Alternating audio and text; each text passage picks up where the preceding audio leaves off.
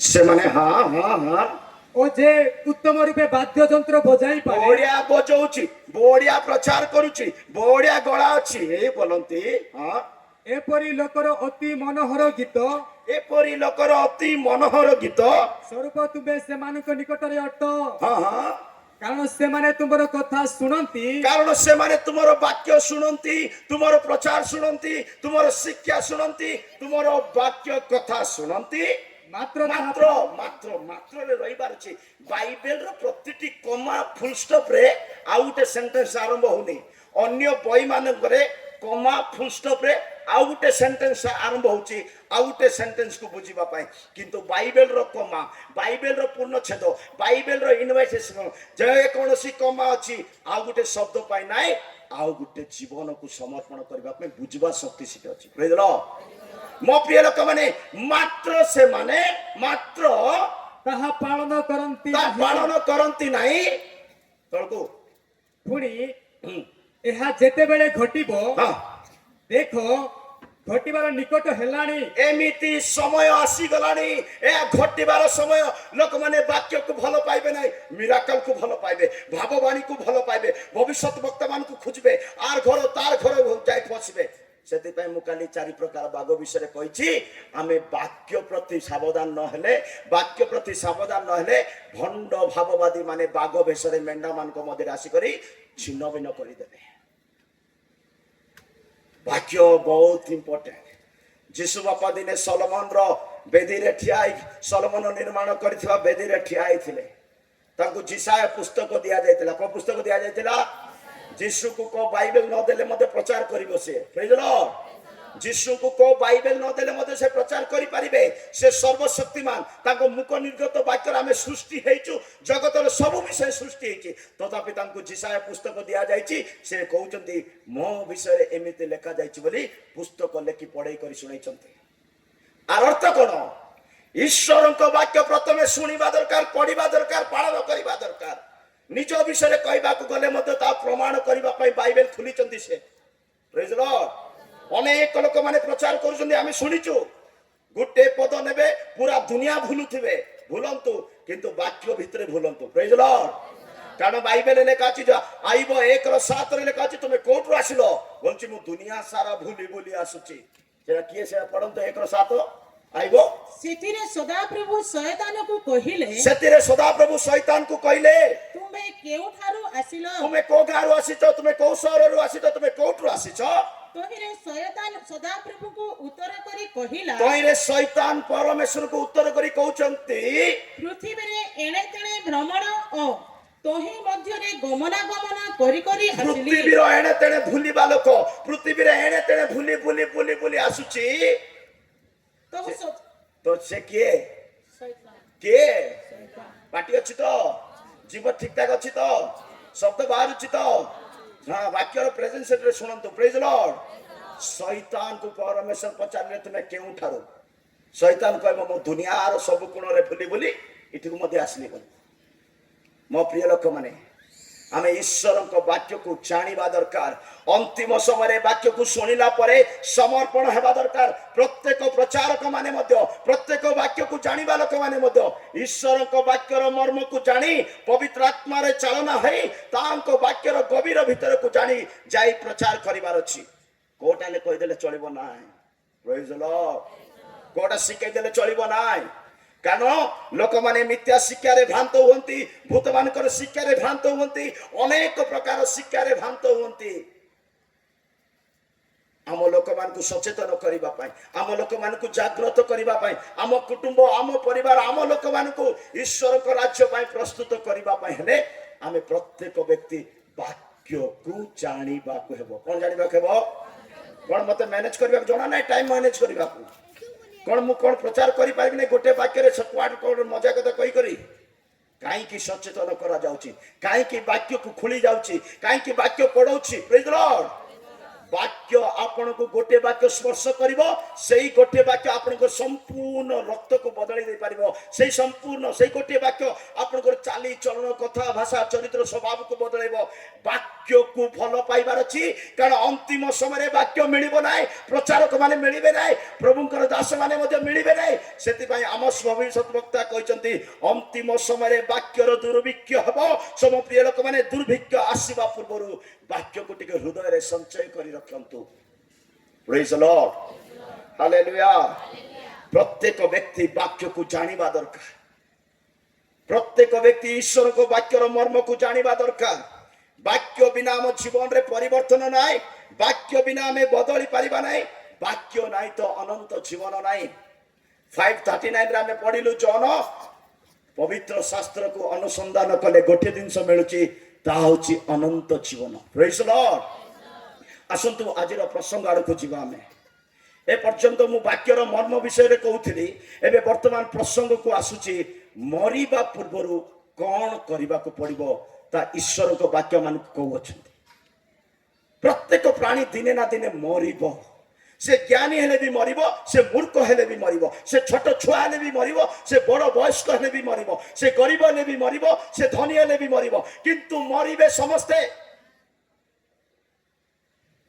କିନ୍ତୁ ଈଶ୍ୱରଙ୍କ ବାକ୍ୟ କହେ ମରିବା ପୂର୍ବରୁ କିଛି କାମ କରିବା ପାଇଁ ବାଇବେଲ କହୁଛି ଆଜି ମୁଁ ପ୍ରସଙ୍ଗରୁ ପଏଣ୍ଟ ମାନେ କହିବା ଭିତରେ ଗୋଟେ ଗୋଟେ ପଏଣ୍ଟ କୁ ଧ୍ୟାନରେ ଶୁଣନ୍ତୁ ମରିବା ପୂର୍ବରୁ ସବୁ କାମ କରିଛ କି ଯଦି କରିନ ଆଜି ବାକ୍ୟ ଶୁଣିବା ମାତ୍ରେ ସମର୍ପଣ କରି ଆଜିଠୁ କରିବା ପାଇଁ ଆରମ୍ଭ କରନ୍ତୁ ବହୁତ ଲୋକ ଜନ୍ମ ନେଇଛନ୍ତି ପଶୁ ପକ୍ଷୀ ମଧ୍ୟ ଜନ୍ମ ନେଇଛନ୍ତି ବହୁତ ଲୋକ ଜନ୍ମ ନେଇ ସମାଜରେ ବଢୁଛନ୍ତି କିନ୍ତୁ ମରିବା ପରେ ସମସ୍ତେ ମରିଗଲେ ସମସ୍ତେ ମରିବା ପରେ ଆମେ ମରିଗଲେ ଖ୍ରୀଷ୍ଟିଆନ ଜୀବନ ନୁହେଁ ମରିବା ପୂର୍ବରୁ ବାଇବେଲ ଡିମାଣ୍ଡ କରୁଛି କିଛି ତ କରି ମରିବାକୁ ପଡିବ ପ୍ରେଜ୍ ଦ ଲର୍ଡ ସମସ୍ତେ ମରିବେ କିଏ ବି ତାର ଶ୍ୱାସ ବାୟୁକୁ କଣ୍ଟ୍ରୋଲ କରି ରଖିବାର ଅଧିକାର କାହାକୁ ଦିଆଯାଏ ନାହିଁ ସ୍କୁଲ ରେ କଲେଜ ରେ ବ୍ୟାଙ୍କ ରେ କୋड ଯଦି ଚାକିରି କରୁଛ ବୋଲେ ଗୋଟେ ଦିନ ଛୁଟି ନେଇ ପାରିବ ପ୍ରେଜ୍ ଦ ଲର୍ଡ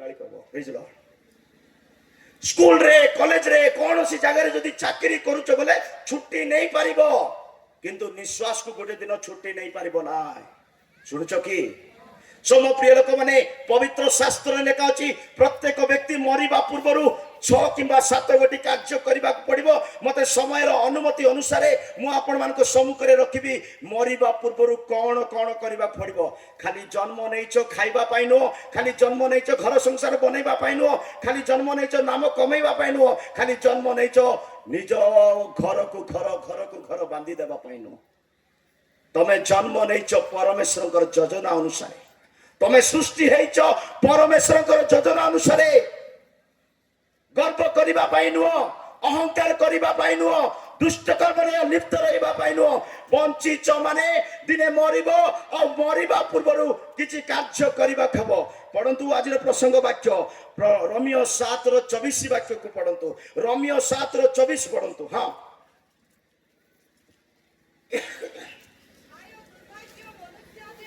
ହାୟ ଦୁର୍ଭାଗ୍ୟ ମନୁଷ୍ୟ ଯେ ମୁଁ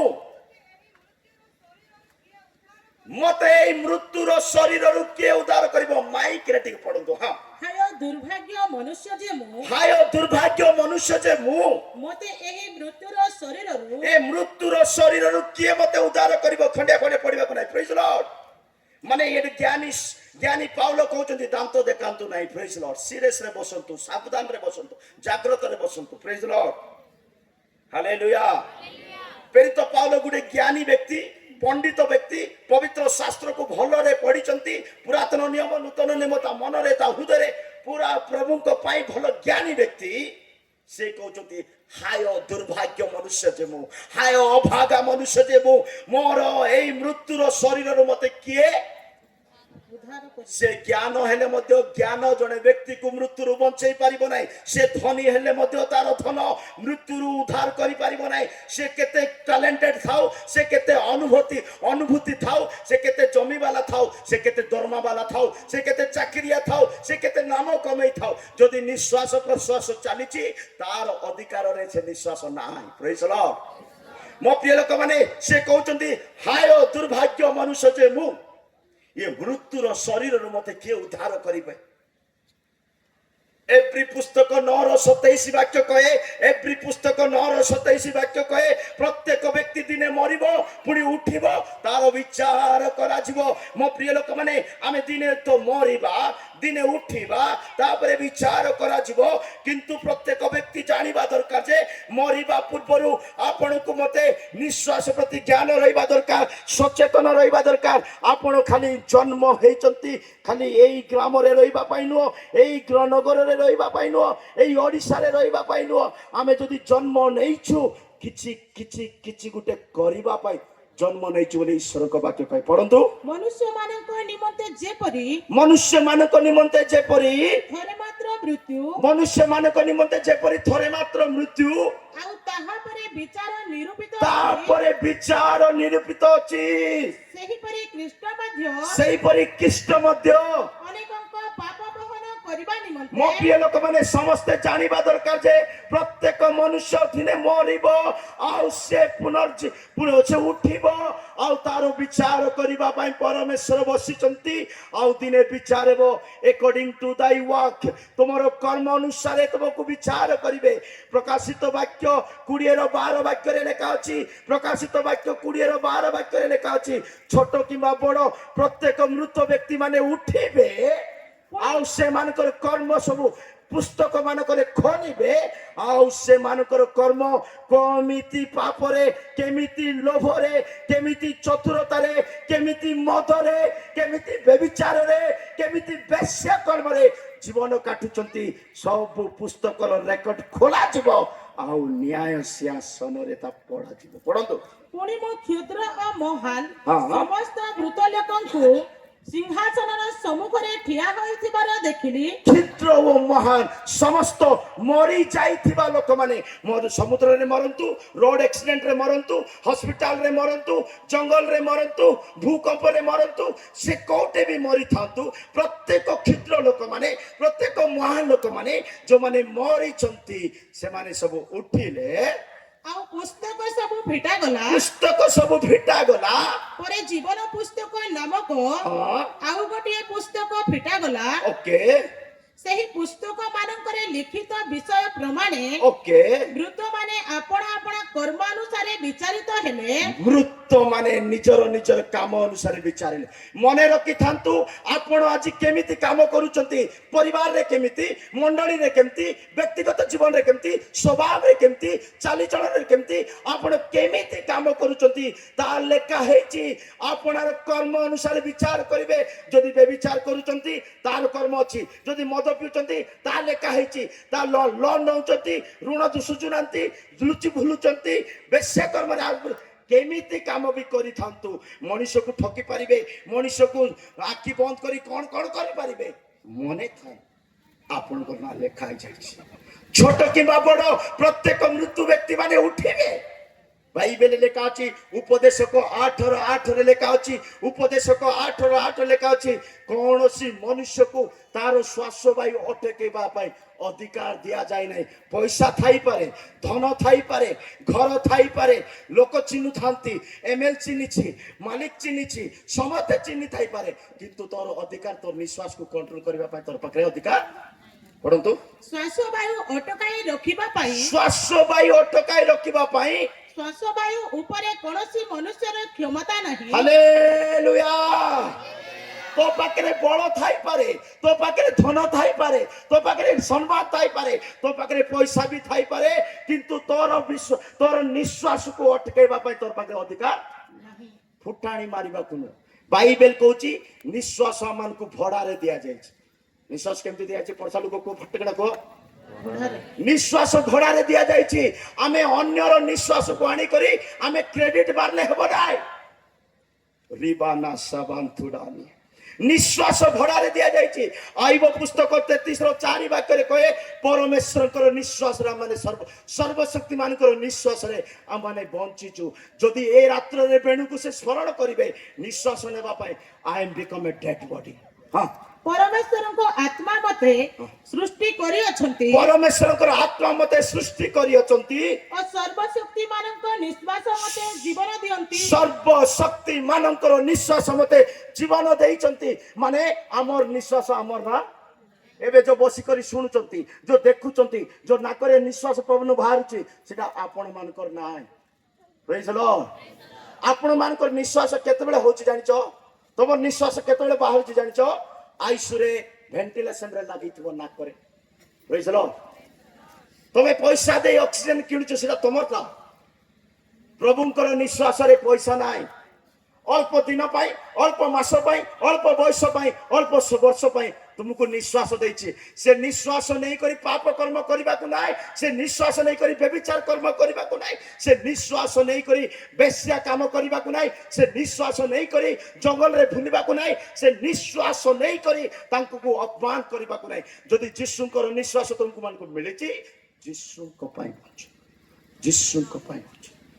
ଯଦି ତାହାର ନିଶ୍ୱାସ ତୁମେ ବଞ୍ଚୁଛ ବୋଲେ ତାଙ୍କର ପାଇଁ ବଞ୍ଚିବାକୁ ହେବ। ନିଜ ପାଇଁ ନୁହଁ, ନିଜ ପିଲାମାନଙ୍କ ପାଇଁ ନୁହଁ, ନିଜ କୁଟୁମ୍ବ ପାଇଁ ନୁହଁ, ନିଜର ଧନ ପାଇଁ ନୁହଁ।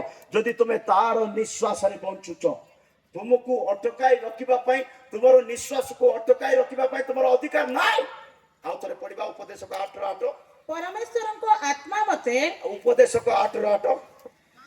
ଶ୍ୱାସବାୟୁ ଅଟକାଇ ରଖିବା ପାଇଁ, ଶ୍ୱାସ ବାୟୁ ଅଟକାଇ ରଖିବା ପାଇଁ ଶ୍ୱାସବାୟୁ ଉପରେ କୌଣସି ମନୁଷ୍ୟର କ୍ଷମତା ନାହିଁ। ଶ୍ୱାସ ବାୟୁକୁ ଅଟକାଇ ରଖିବା ପାଇଁ କୌଣସି ମନୁଷ୍ୟର ଅଧିକାର ନାହିଁ। କିଏ ବି ହେଇଥାଉ, ସେଟା ବ୍ୟାଙ୍କ ମ୍ୟାନେଜର ହେଇଥାଉ, ପ୍ରଧାନମନ୍ତ୍ରୀ ହେଇଥାଉ, ରାଷ୍ଟ୍ରପତି ହେଇଥାଉ, କଲେକ୍ଟର ହେଇଥାଉ, ଗରିବ ଭିକାରୀ ହେଇଥାଉ, କିଏ ବି ହେଇଥାଉ, ତାର ନିଶ୍ୱାସକୁ ସେ କଣ୍ଟ୍ରୋଲରେ ରଖିପାରିବ ନାହିଁ।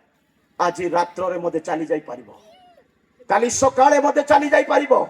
ମୋ ପ୍ରିୟ ଲୋକମାନେ, ମୁଁ ସମସ୍ତଙ୍କୁ କହିଦେବା ପାଇଁ ଚାହୁଁଛି, ଆପଣଙ୍କର ନିଶ୍ୱାସ ଆପଣଙ୍କର ଆୟତରେ ନାହିଁ। କର୍ମ କେମିତି କରୁଛନ୍ତି ନିରୀକ୍ଷଣ କରନ୍ତୁ, ବିକଜ ସବୁ କର୍ମ ରେକର୍ଡ କରାଯାଉଛି। ପ୍ରେଜ୍ ଦ ଲର୍ଡ। ଆମମାନଙ୍କୁ ନିଶ୍ୱାସ ଭଡ଼ାରେ ଦିଆଯାଇଛି, ଆମମାନଙ୍କୁ ନିଶ୍ୱାସ ଭଡ଼ାରେ ଦିଆଯାଇଛି। ଯିଏ ଭଡ଼ା ଦେଇଛି ତା ପାଇଁ ବଞ୍ଚନ୍ତୁ, ତା ପାଇଁ ବଞ୍ଚନ୍ତୁ, ତାରି କର୍ମ କରନ୍ତୁ, ତାଙ୍କର ନାମ ଗୁଣ କୀର୍ତ୍ତନ କରନ୍ତୁ। କାରଣ ସେ ନିଶ୍ୱାସ ଭଡ଼ାରେ ଦେଇଛନ୍ତି। ଏ ଭଡ଼ା 40 ବର୍ଷ ହେଇପାରେ, ଏ ଭଡ଼ା 50 ବର୍ଷ ହେଇପାରେ, ଏ ଭଡ଼ା ଆଜି ରାତ୍ରିର ଶେଷ ଦିନ ହେଇପାରେ। ପ୍ରେଜ୍ ଦ ଲର୍ଡ। ଯିଏ ନିଶ୍ୱାସ ଦେଇଛି ତା ପ୍ରତି ତୁମେ ଅପମାନ କାର୍ଯ୍ୟ କରୁଛ, ମୃତ୍ୟୁ ପୂର୍ବରୁ ସଜାଡ଼ିବାକୁ ହେବ।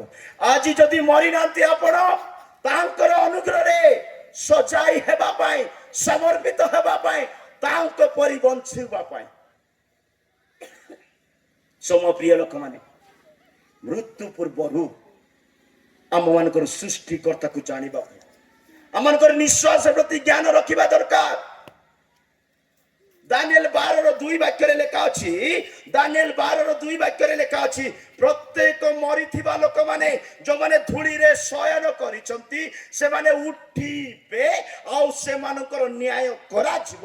ଆଉ ସେମାନେ କଣ କଣ କଣ କିଛି ଲୋକ ସ୍ୱର୍ଗ ଯିବେ, କିଛି ଲୋକ ନରକ ଯିବେ। ହଁ, ପୁଣି ପୃଥିବୀର ଧୂଳିରେ ଯେଉଁମାନେ ଶୟନ କରନ୍ତି, ପୃଥିବୀର ଧୂଳିରେ ଯେଉଁମାନେ ଶୟନ କରନ୍ତି, ସେମାନଙ୍କ ମଧ୍ୟରୁ ଅନେକ ଜାଗି ଉଠିବେ, ସେମାନଙ୍କ ମଧ୍ୟରୁ ଅନେକ ଜାଗି ଉଠିବେ। କେତେକ ଅନନ୍ତ ଜୀବନ କେତେକ ଅନନ୍ତ ଜୀବନ ପାଇଁ, ଓ କେତେକ ଲଜ୍ଜା ଓ ଅନନ୍ତ ଅବଜ୍ଞା ଭାବ ପାଇଁ ଉଠିବେ। କେତେକ ଅନନ୍ତ ଲଜ୍ଜା ଓ ଅବଜ୍ଞା ପାଇଁ ଉଠିବେ, ନରକର ଯନ୍ତ୍ରଣା ପାଇଁ ଉଠିବେ। ଆପଣ ମୁଁ ଦିନେ ମରିବା, ଯଦି ଉଠିବା କଣ ପାଇଁ ଉଠିବା? ଅନନ୍ତ ଜୀବନର ଆଶା ନେଇ ଉଠିବା ନା ଅନନ୍ତ ନରକର ଆଶା ନେଇ ଉଠିବା? ଅନନ୍ତ ଜୀବନର ଆଶା ଯଦି ରଖିଛନ୍ତି, କର୍ମକୁ ସଜାଡ଼ନ୍ତୁ, ଜୀବନକୁ ସଜାଡ଼ନ୍ତୁ, ଯୀଶୁଙ୍କ ପରି ବଞ୍ଚନ୍ତୁ। ତାଙ୍କର ନିଶ୍ୱାସ ଯଦି ତମ ଠାରେ ଅଛି, ନିଜର ଅଧିକାର ବିଲକୁଲ ନାହିଁ। Hallelujah, hallelujah. ମୋ କହିବା ଲୋକମାନେ ହାଲେଲୁୟା। ବହୁତ ଲୋକ କହୁନାହାନ୍ତି ହାଲେଲୁୟା। ସମପ୍ରିୟ ଲୋକମାନେ, ପ୍ରତ୍ୟେକ ମନୁଷ୍ୟ ଉଠିବେ, ବିଚାର କରାଯିବ। ଅନେକ ଅନନ୍ତ ଜୀବନ ପାଇଁ ଉଠିବେ, ଅନେକ ନରକ ପାଇଁ ଉଠିବେ। ଆପଣ କୋଉଠି ପାଇଁ ଉଠିବା ପାଇଁ ପ୍ରସ୍ତୁତ ହଉଛନ୍ତି? ବାଇବେଲରେ ଲେଖା ଅଛି, ବଳ ଥିଲେ 80 ବର୍ଷ ବୋଲି ଲେଖା ଅଛି। କେତେ? ବାଇବେଲରେ କଣ ଲେଖା ଅଛି? ବଳ ଥିଲେ, ପ୍ରେଜ୍ ଦ ଲର୍ଡ, ବଳ ଥିଲେ କେତେ ବର୍ଷ? 80। କିନ୍ତୁ ପ୍ରଭୁଙ୍କର ଦୟା ମିଳିଗଲେ ସେଟା 95 ହେବ। କେତେ ହେବ? ହିଜକିୟକୁ 15 ବର୍ଷ କୁହନ୍ତୁ, हिजोकु केते वर्ष मिलिथिला 15 वर्ष प्रभुଙ୍କର ଅନୁଗ୍ରହ ତାକୁ 15 ବର୍ଷ ମିଳେ 80 ପ୍ଲସ୍ 15 କେତେ ହେଲା ମୋ ସହିତ କଥା ହେବାକୁ ପଡ଼ିବ ମ୍ୟାଥମେଟିକ୍ସ ରେ ଆସିଲେ ଏବେ କେତେ ଆମର ଟୋଟାଲ ବୟସ କେତେ କେତେ 80 ନାହିଁ 95 ହେଲା ଏବେ କେତେ ହେଲା ବଳ ଥିଲେ 80 ବୋଲି ଲେଖା ଅଛି ଦୟାରେ ମିଳିବା 15 ମିଶେଇ ଦେଲେ ତା କେତେ ହଉଛି 95 95 को लास्ट 10 वर्ष छाड़ दियंतु सेटा आपण किछि करि पारिबे नै बाडी धरबे खटरे बसिथिबे इटे सेटा कोडले गोडुथिबे सेटा से लास्ट 10 वर्ष छाड़ दियंतु छालो के आ केते पड़ी छेबे 85 केते 85 नै के 85 बळी छी 85 रु एबे जेतकी बयस तुमरो हेई गला एबे जेतकी बर्थडे बनै देला जोटा जोटा बयस चाली गला सेटा माइनस करंतु 50 की 60 की 70 की 30 की केते हेई गला ना सेटा आनी पारबो की जोटा गला आनी पारबो की ताकू माइनस करंतु ओके माइनस करलो एबे 85 रु गुटे नंबर माइनस हे गला बड़ नंबर आगा माइनस हेची काई देखबा पय समते बुढा परि लागु छ प्रेज लॉर्ड हालेलुया गुटे बड़ नंबर माइनस आ बोलला केते केते गुटे मुटा राखा अछि सेटा केते ए मुटा रे थिबा बयस नै की हार्ट अटैक न होबार अछि कैंसर न होबार अछि सुगर न होबार अछि एक्सीडेंट न होबार अछि प्रेज लॉर्ड किछि रोग न हेले ए हाथ रे थिबा बयस बंची पारबो सुनछ जदि हार्ट अटैक आसिला जदि सुगर आसिला जदि रोड एक्सीडेंट हे गला सेटा आ किछि करि होबो नै सेटा आ किछि करि होबो नै जदि अल्प बयस अछि आपन हाथ रे 10 माइनस कर देलो जीवा बीती थिबा बयस को माइनस कर देलो अल्प अछि हार्ट अटैक आसिनी सुगर आसिनी कैंसर आसिनी एक्सीडेंट हेनी बंचिच जिसु को पाई समर्पण करंतु जिसु को पाई से अल्प बयस समर्पण करंतु जिसु को पाई चलंतु शरीर रो अभिलाष रे चलंतु नाही हाय दुर्भाग्य मनुष्य जे मु ए मृत्यु रो शरीर रो मते के बंचैबो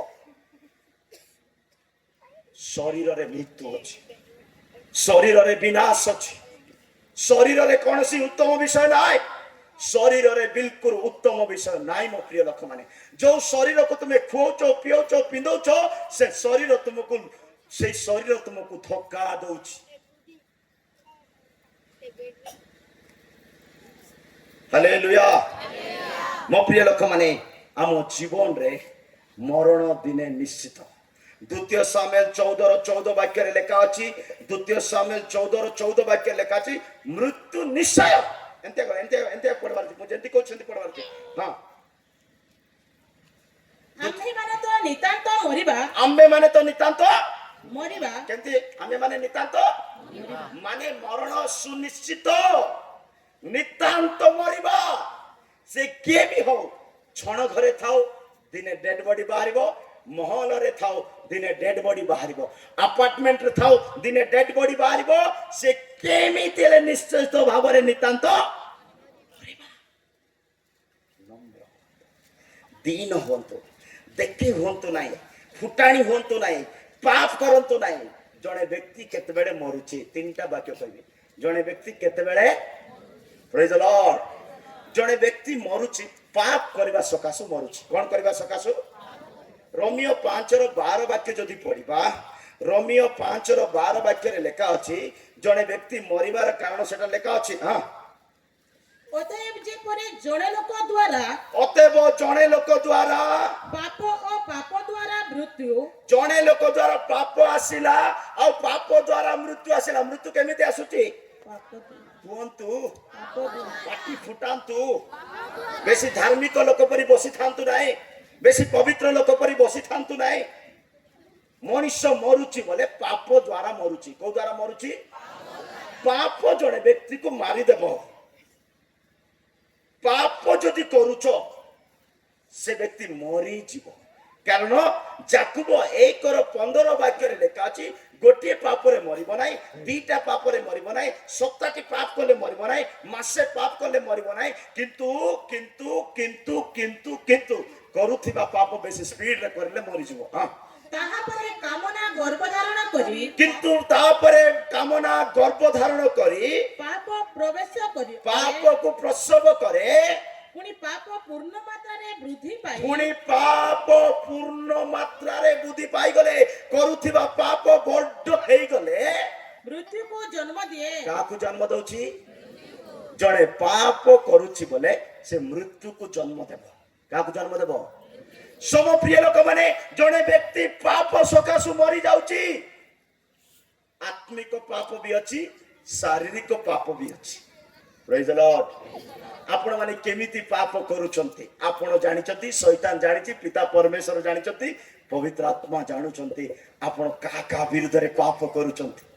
ପାପ କଣ ଆଜ୍ଞା ବୋଲେ ମୁଖ ଅପେକ୍ଷା କରିବା ଗୋଟେ ପାପ ବୋଲି ଯାକୁବ 2:9 ଲେଖା ଅଛି। ଫଟାଫଟ ପଢନ୍ତୁ।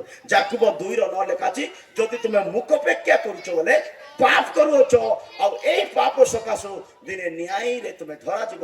ଏଇ ବାଇବେଲ ତୁମକୁ ନରକ ପଠେଇବା ପାଇଁ ସାହାଯ୍ୟ କରିଦେବ। ହଁ ତାହା ହେଲେ ଭଲ କରିଥାଅ, ହଁ। କିନ୍ତୁ ଯଦି ମନୁଷ୍ୟର ମୁଖାପେକ୍ଷା କର, କିନ୍ତୁ ଯଦି ମନୁଷ୍ୟର ମୁଖ ଅପେକ୍ଷା କରୁଅଛ, ତାହା ହେଲେ ପାପ କରୁଅଛ। ତାହେଲେ ପାପ କରୁଅଛ। ପୁଣି ସେହି ବ୍ୟବସ୍ଥା ଦ୍ୱାରା ଆଉ ଏଇ ବାଇବେଲର ବାକ୍ୟ ବ୍ୟବସ୍ଥା ଦ୍ୱାରା ଦୋଷୀ ବୋଲି ପ୍ରମାଣିତ ତୁମେ ହୋଇଥାଅ। ଦୋଷୀ ବୋଲି ପ୍ରମାଣ ହେବ। ମୁଖ ଅପେକ୍ଷା କରୁଛ, ଲୋକ ଦେଖି ନମସ୍କାର କରୁଛ, ଲୋକ ଦେଖି ଚେୟାର ଦଉଛ, ଲୋକ ଦେଖି ସମ୍ମାନ ଦଉଛ ବୋଲେ ତୁମେ ମୁଖ ଅପେକ୍ଷା କରୁଛ, ତା ପାପ ଅଟେ। ଆଉ ଏମିତି ପାପ କରିବା ଲୋକମାନେ ଦୋଷୀ ପ୍ରମାଣ ହେବେ। ସମପ୍ରିୟ ଲୋକମାନେ, ପାପ ଜଣେ ବ୍ୟକ୍ତିକୁ ମାରିଦିଏ। ରୋମିଓ ପୁସ୍ତକ 5:17-19-11-21 ବାକ୍ୟରେ, ରୋମିଓ 5:17-19-21 ଲେଖା ଅଛି, ପାପ ଅବାଧ୍ୟ ସକାଶୁ ଆସିଲା, ମୃତ୍ୟୁ କଥା ନ ମାନିବା ସକାଶୁ ଆସିଲା। ଯେଣୁ ଯଦି ଜଣଙ୍କର ଅପରାଧରେ ସେହି ଜଣକ ଦ୍ୱାରା ମୃତ୍ୟୁ ରାଜତ୍ୱ କଲା, ଜଣେ ଲୋକର ଅବାଧ୍ୟ ସକାଶୁ, ବାପା କହୁଛି ଶୁଣୁନ, ମା କହୁଛି ଶୁଣୁନାହାନ୍ତି, ବାଳକ କହୁଛି ଶୁଣୁନାହାନ୍ତି, ପବିତ୍ର ଆତ୍ମା କହୁଛି ଶୁଣୁନାହାନ୍ତି, ବାକ୍ୟ କହୁଛି ଶୁଣୁନାହାନ୍ତି, ଅବାଧ୍ୟର ଆତ୍ମା ଧରିଛି। ଅବାଧ୍ୟ ସକାଶୁ ମୃତ୍ୟୁ ଆସିଲା।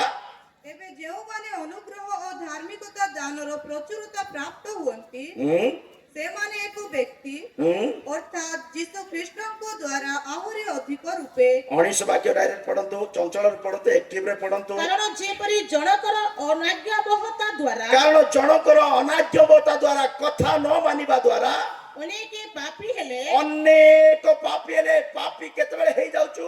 କଥା ମାନିବାର ଅଭ୍ୟାସ ନଥିଲେ ଜଣେ ବ୍ୟକ୍ତି ପାପ ହେବ, ପାପୀ କରିବ, ପାପ କରୁଛି। ମାରେ ଯା ନା, ବାବୁରେ ଯା ନା, ସେଟା କରେ ନା, ସେମିତି ଚାଲ ନା। ପ୍ରେଜ୍ ଦ ଲର୍ଡ। ଜଣେ ଭାଇକୁ କୁହାଉଛି, ବାବୁ ଏ ୱାଇରରେ କରେଣ୍ଟ ଅଛି ରେ, ଏ ୱାଇରକୁ ଛୁଁ ନା ବୋଲୁଛି। କଣ କହୁଛି? ଏ ୱାଇରରେ କଣ ଅଛି? ଲାଇଟ୍ ଅଛି, କରେଣ୍ଟ ଅଛି, ସର୍ଟ ମାରିବ, ଛୁଁ ନା, ଛୁଁ ନା, ଛୁଁ ନା। ସେ କଣ କହୁଛି? ନାଇଁ ଆଜ୍ଞା, ଲାଇଟ୍ ବିଲ୍ ମୁଇଁ ଏକା ବାନ୍ଧୁଛି କହୁଛି। Light bill? ରେ ବାବୁ ତୁ ଲାଇଟ୍ ବିଲ୍ ବାନ୍ଧୁଛୁ ଯେ ୱାଇର ଛୁଇଁବୁ କି? ଟିକେ ଛୁଇଁ କରି ଦେଖ, ଲାଇଟ୍ ବିଲ୍ ବାନ୍ଧୁଛୁ ବୋଲି ତତେ କି ସର୍ଟ ମାରବ ନାଇଁ କି? ଗାତ ଖୋଳିବାର ଆରମ୍ଭ କରିଦେବେ। ପ୍ରେଜ୍ ଦ ଲର୍ଡ। ସମପ୍ରିୟ ଲୋକମାନେ, ଅନେକ ଲୋକମାନେ ଅବାଧ୍ୟ ସକାଶୁ ପାପ କରୁଛନ୍ତି। ଏଇ ପାପ ତାକୁ ମାରି ଦଉଛି, ଆତ୍ମିକକୁ ମାରି ଦଉଛି। ଆଦମ ହବା ଶରୀରରେ ମରି ନଥିଲେ, ଏଦନରେ ଥିଲେ, ମହିମାରେ ଥିଲେ, ଈଶ୍ୱରଙ୍କ ସହିତ ଥିଲେ, କିନ୍ତୁ କଥା ମାନିବାଟା ଯଦି ନ ଛାଡ଼ିଦେଲେ, ସର୍ପର କଥା ଶୁଣିଲେ, ଶୈତାନର କଥା ଶୁଣିଲେ, ସେଦିନ ଏଦନରେ ଥାଇ ମଧ୍ୟ ମରି ଯାଇଛନ୍ତି। ଘର ଭିତରେ ଥିବ, ଚର୍ଚ୍ଚରେ ଥିବ, ପ୍ରାର୍ଥନା କଲା ଭଳିଆ ଲାଗୁଥିବ, ଗିର୍ଜା ଗଲା ଭଳିଆ ଲାଗୁଥିବ, ବାଇବେଲ ପଢିଲା ଭଳିଆ ଲାଗୁଥିବ, ଉପାସ ନେଲା ଭଳିଆ ଲାଗୁଥିବ, କିନ୍ତୁ ଶରୀର ଗୋଟେ ଗୋଟେ ବିକି ଦଉଛ ନାଇଁ କି? ମରି ଯାଇଛ। କଥା ମାନୁନ ନାଇଁ କି? ମରି ଯାଇଛ। ମଦକୁ ସମର୍ପଣ କରିଦଉଛ, ବିଡି ଧରି ଭୁଲୁଛ, ଗୁଡାକୁ ଧରି ଭୁଲୁଛ, ଖୈନି ଘଷୁଛ, ଗୁଟକା ଘଷୁଛ, ମାନେ ମରି ଯାଇଛ। ବଞ୍ଚିଛ? ପ୍ରେଜ୍ ଦ ଲର୍ଡ। ହାଲେଲୁୟା। ମରଣ ପାପ ସକାଶୁ ହୃଦୟରେ ଆସିଛି। ଆହୁରି ମରଣ ଆସିବାର ରାସ୍ତା ପୁଣି ଝରକା, ଝରକା ଦେଇ ମୃତ୍ୟୁ ଆସେ ବୋଲି ଲେଖା ଅଛି। କୋଉ ଦେଇ ମୃତ୍ୟୁ ଆସେ? ଜିରିମିୟ 9:21 ବାକ୍ୟରେ ଲେଖା ଅଛି, ଜିରିମିୟ 9:21 ବାକ୍ୟରେ ଲେଖା ଅଛି, ମୃତ୍ୟୁ ଆମମାନଙ୍କର ଝରକା ଦେଇ ଆସିବ, ଆମର ଯୁବକ ମାନଙ୍କୁ ଛକରେ ବସଷ୍ଟାଣ୍ଡରେ ମାରି ପକେଇବ ବୋଲି ଲେଖା ଅଛି। ହଁ, କାରଣ ମୃତ୍ୟୁ ଆମ୍ଭମାନଙ୍କର ଝରକା ଦେଇ ଆସି କାରଣ ମୃତ୍ୟୁ ଆମମାନଙ୍କର ଝରକା ଦେଇ ଆସି ଆମମାନଙ୍କର ଅଟ୍ଟାଳିକା ମାନରେ ପ୍ରବେଶ କରିଅଛି। ସେ ବାହାରେ ବାଳକମାନଙ୍କୁ ଓ ଛକରେ ଯୁବାମାନଙ୍କୁ ଉଚ୍ଛିନ୍ନ କରିବାକୁ ଉଦ୍ୟତ। ଆଉଥରେ ପଢନ୍ତୁ ସେ ଲାଇନକୁ, ଆଉଥରେ ମୂଳରୁ ପଢନ୍ତୁ। କାରଣ ମୃତ୍ୟୁ ଆମ୍ଭମାନଙ୍କର ଝରକା ଦେଇ ଆସି କାରଣ ମୃତ୍ୟୁ କୋଉ ଦେଇ ଆସୁଛି? ଝରକା ଦେଇ ଡିସ୍ ଚ୍ୟାନେଲ ଆଣିଛ ପରା, ୱାଇଫାଇ ୱାଇର ଆଣିଛ ପରା, ଡିସ୍ ଚ୍ୟାନେଲର ଦୌଡ଼ିଆ କ'ଣ ଆସିଛି ପରା, ପ୍ରେଜ୍ ଦ ଲର୍ଡ। ଝରକା ଦେଇ ମୃତ୍ୟୁ ଆସୁଛି। ମୋ ପ୍ରିୟ ଲୋକମାନେ, ପାପ ଜଣେ ବ୍ୟକ୍ତିକୁ କେବେ ବି ଆଜି ପର୍ଯ୍ୟନ୍ତ ଦୟା କରିନାହିଁ। 2 ଦିନ ସୁଖ ଦେଇପାରିବ, ହାଲେଲୁୟା। ପାପ ଗୋଟେ ସପ୍ତାହଟେ ସୁଖ ଦେଇପାରିବ, କିନ୍ତୁ ପାପ ଅନନ୍ତ ଜୀବନ ଦେଇପାରିବ ନାହିଁ। ପାପ ଆନନ୍ଦ ଦେଇପାରିବ, ଉଲ୍ଲାସ ଦେଇପାରିବ ଅଳ୍ପ ସମୟ, କିନ୍ତୁ ନରକ ଆଡ଼କୁ ନେଇଯିବ। ସମ ପ୍ରିୟ ଲୋକମାନେ, ଯଦି ଜଣେ ମନୁଷ୍ୟ ପାପ କରୁଛି, ସେ ନିଜକୁ ନରକ ଆଡ଼କୁ ନେଉଛି। ତା ଘରର ଝରକା ମୃତ୍ୟୁକୁ ଆଣୁଛି, ତାକୁ ମାରିଦେବ। ଯୁବକ ମାନଙ୍କୁ, ବାଳକ ମାନଙ୍କୁ ଛକରେ ନେଇ ମାରି ଦଉଛି ବୋଲି ସେଇ ବାକ୍ୟ କହେ। ମୋ ପ୍ରିୟ ଲୋକମାନେ, ପାପ ଗୋଟେ ଦୌଡ଼ି। ପାପ ଗୋଟେ କ'ଣ? ମୁଁ ସବୁ ଜାଗାରେ ବାକ୍ୟ କହିଛି। ହିତୋପଦେଶ 22:5 ବାକ୍ୟରେ ଲେଖା ଅଛି, ପାପ ଗୋଟେ ଦୌଡ଼ି। ଯଦି ଦୌଡ଼ିରେ ଛେଳି କି କୁକୁଡ଼ା କି କୌଣସି ଜିନିଷ ବାନ୍ଧିଛୁ, ତା କାଟିବା ପାଇଁ ଏକା ବାନ୍ଧିଛୁ। ଯଦି ପାପ କ'ଣ ବ୍ୟକ୍ତିକୁ ବାନ୍ଧିଛି, ଅଧର୍ମ ଜଣେ ବ୍ୟକ୍ତିକୁ ବାନ୍ଧିଛି, ସେ ମରିବ। ପଢ଼ନ୍ତୁ ଜଲ୍ଦି। କୁଟିଳ ଲୋକମାନଙ୍କ ପଥରେ କଣ୍ଟା ଓ ଫାନ୍ଦ ଥାଏ, ଯେ ଆପଣ ପ୍ରାଣ ରକ୍ଷା କରେ। କେତେ କହିଲେ?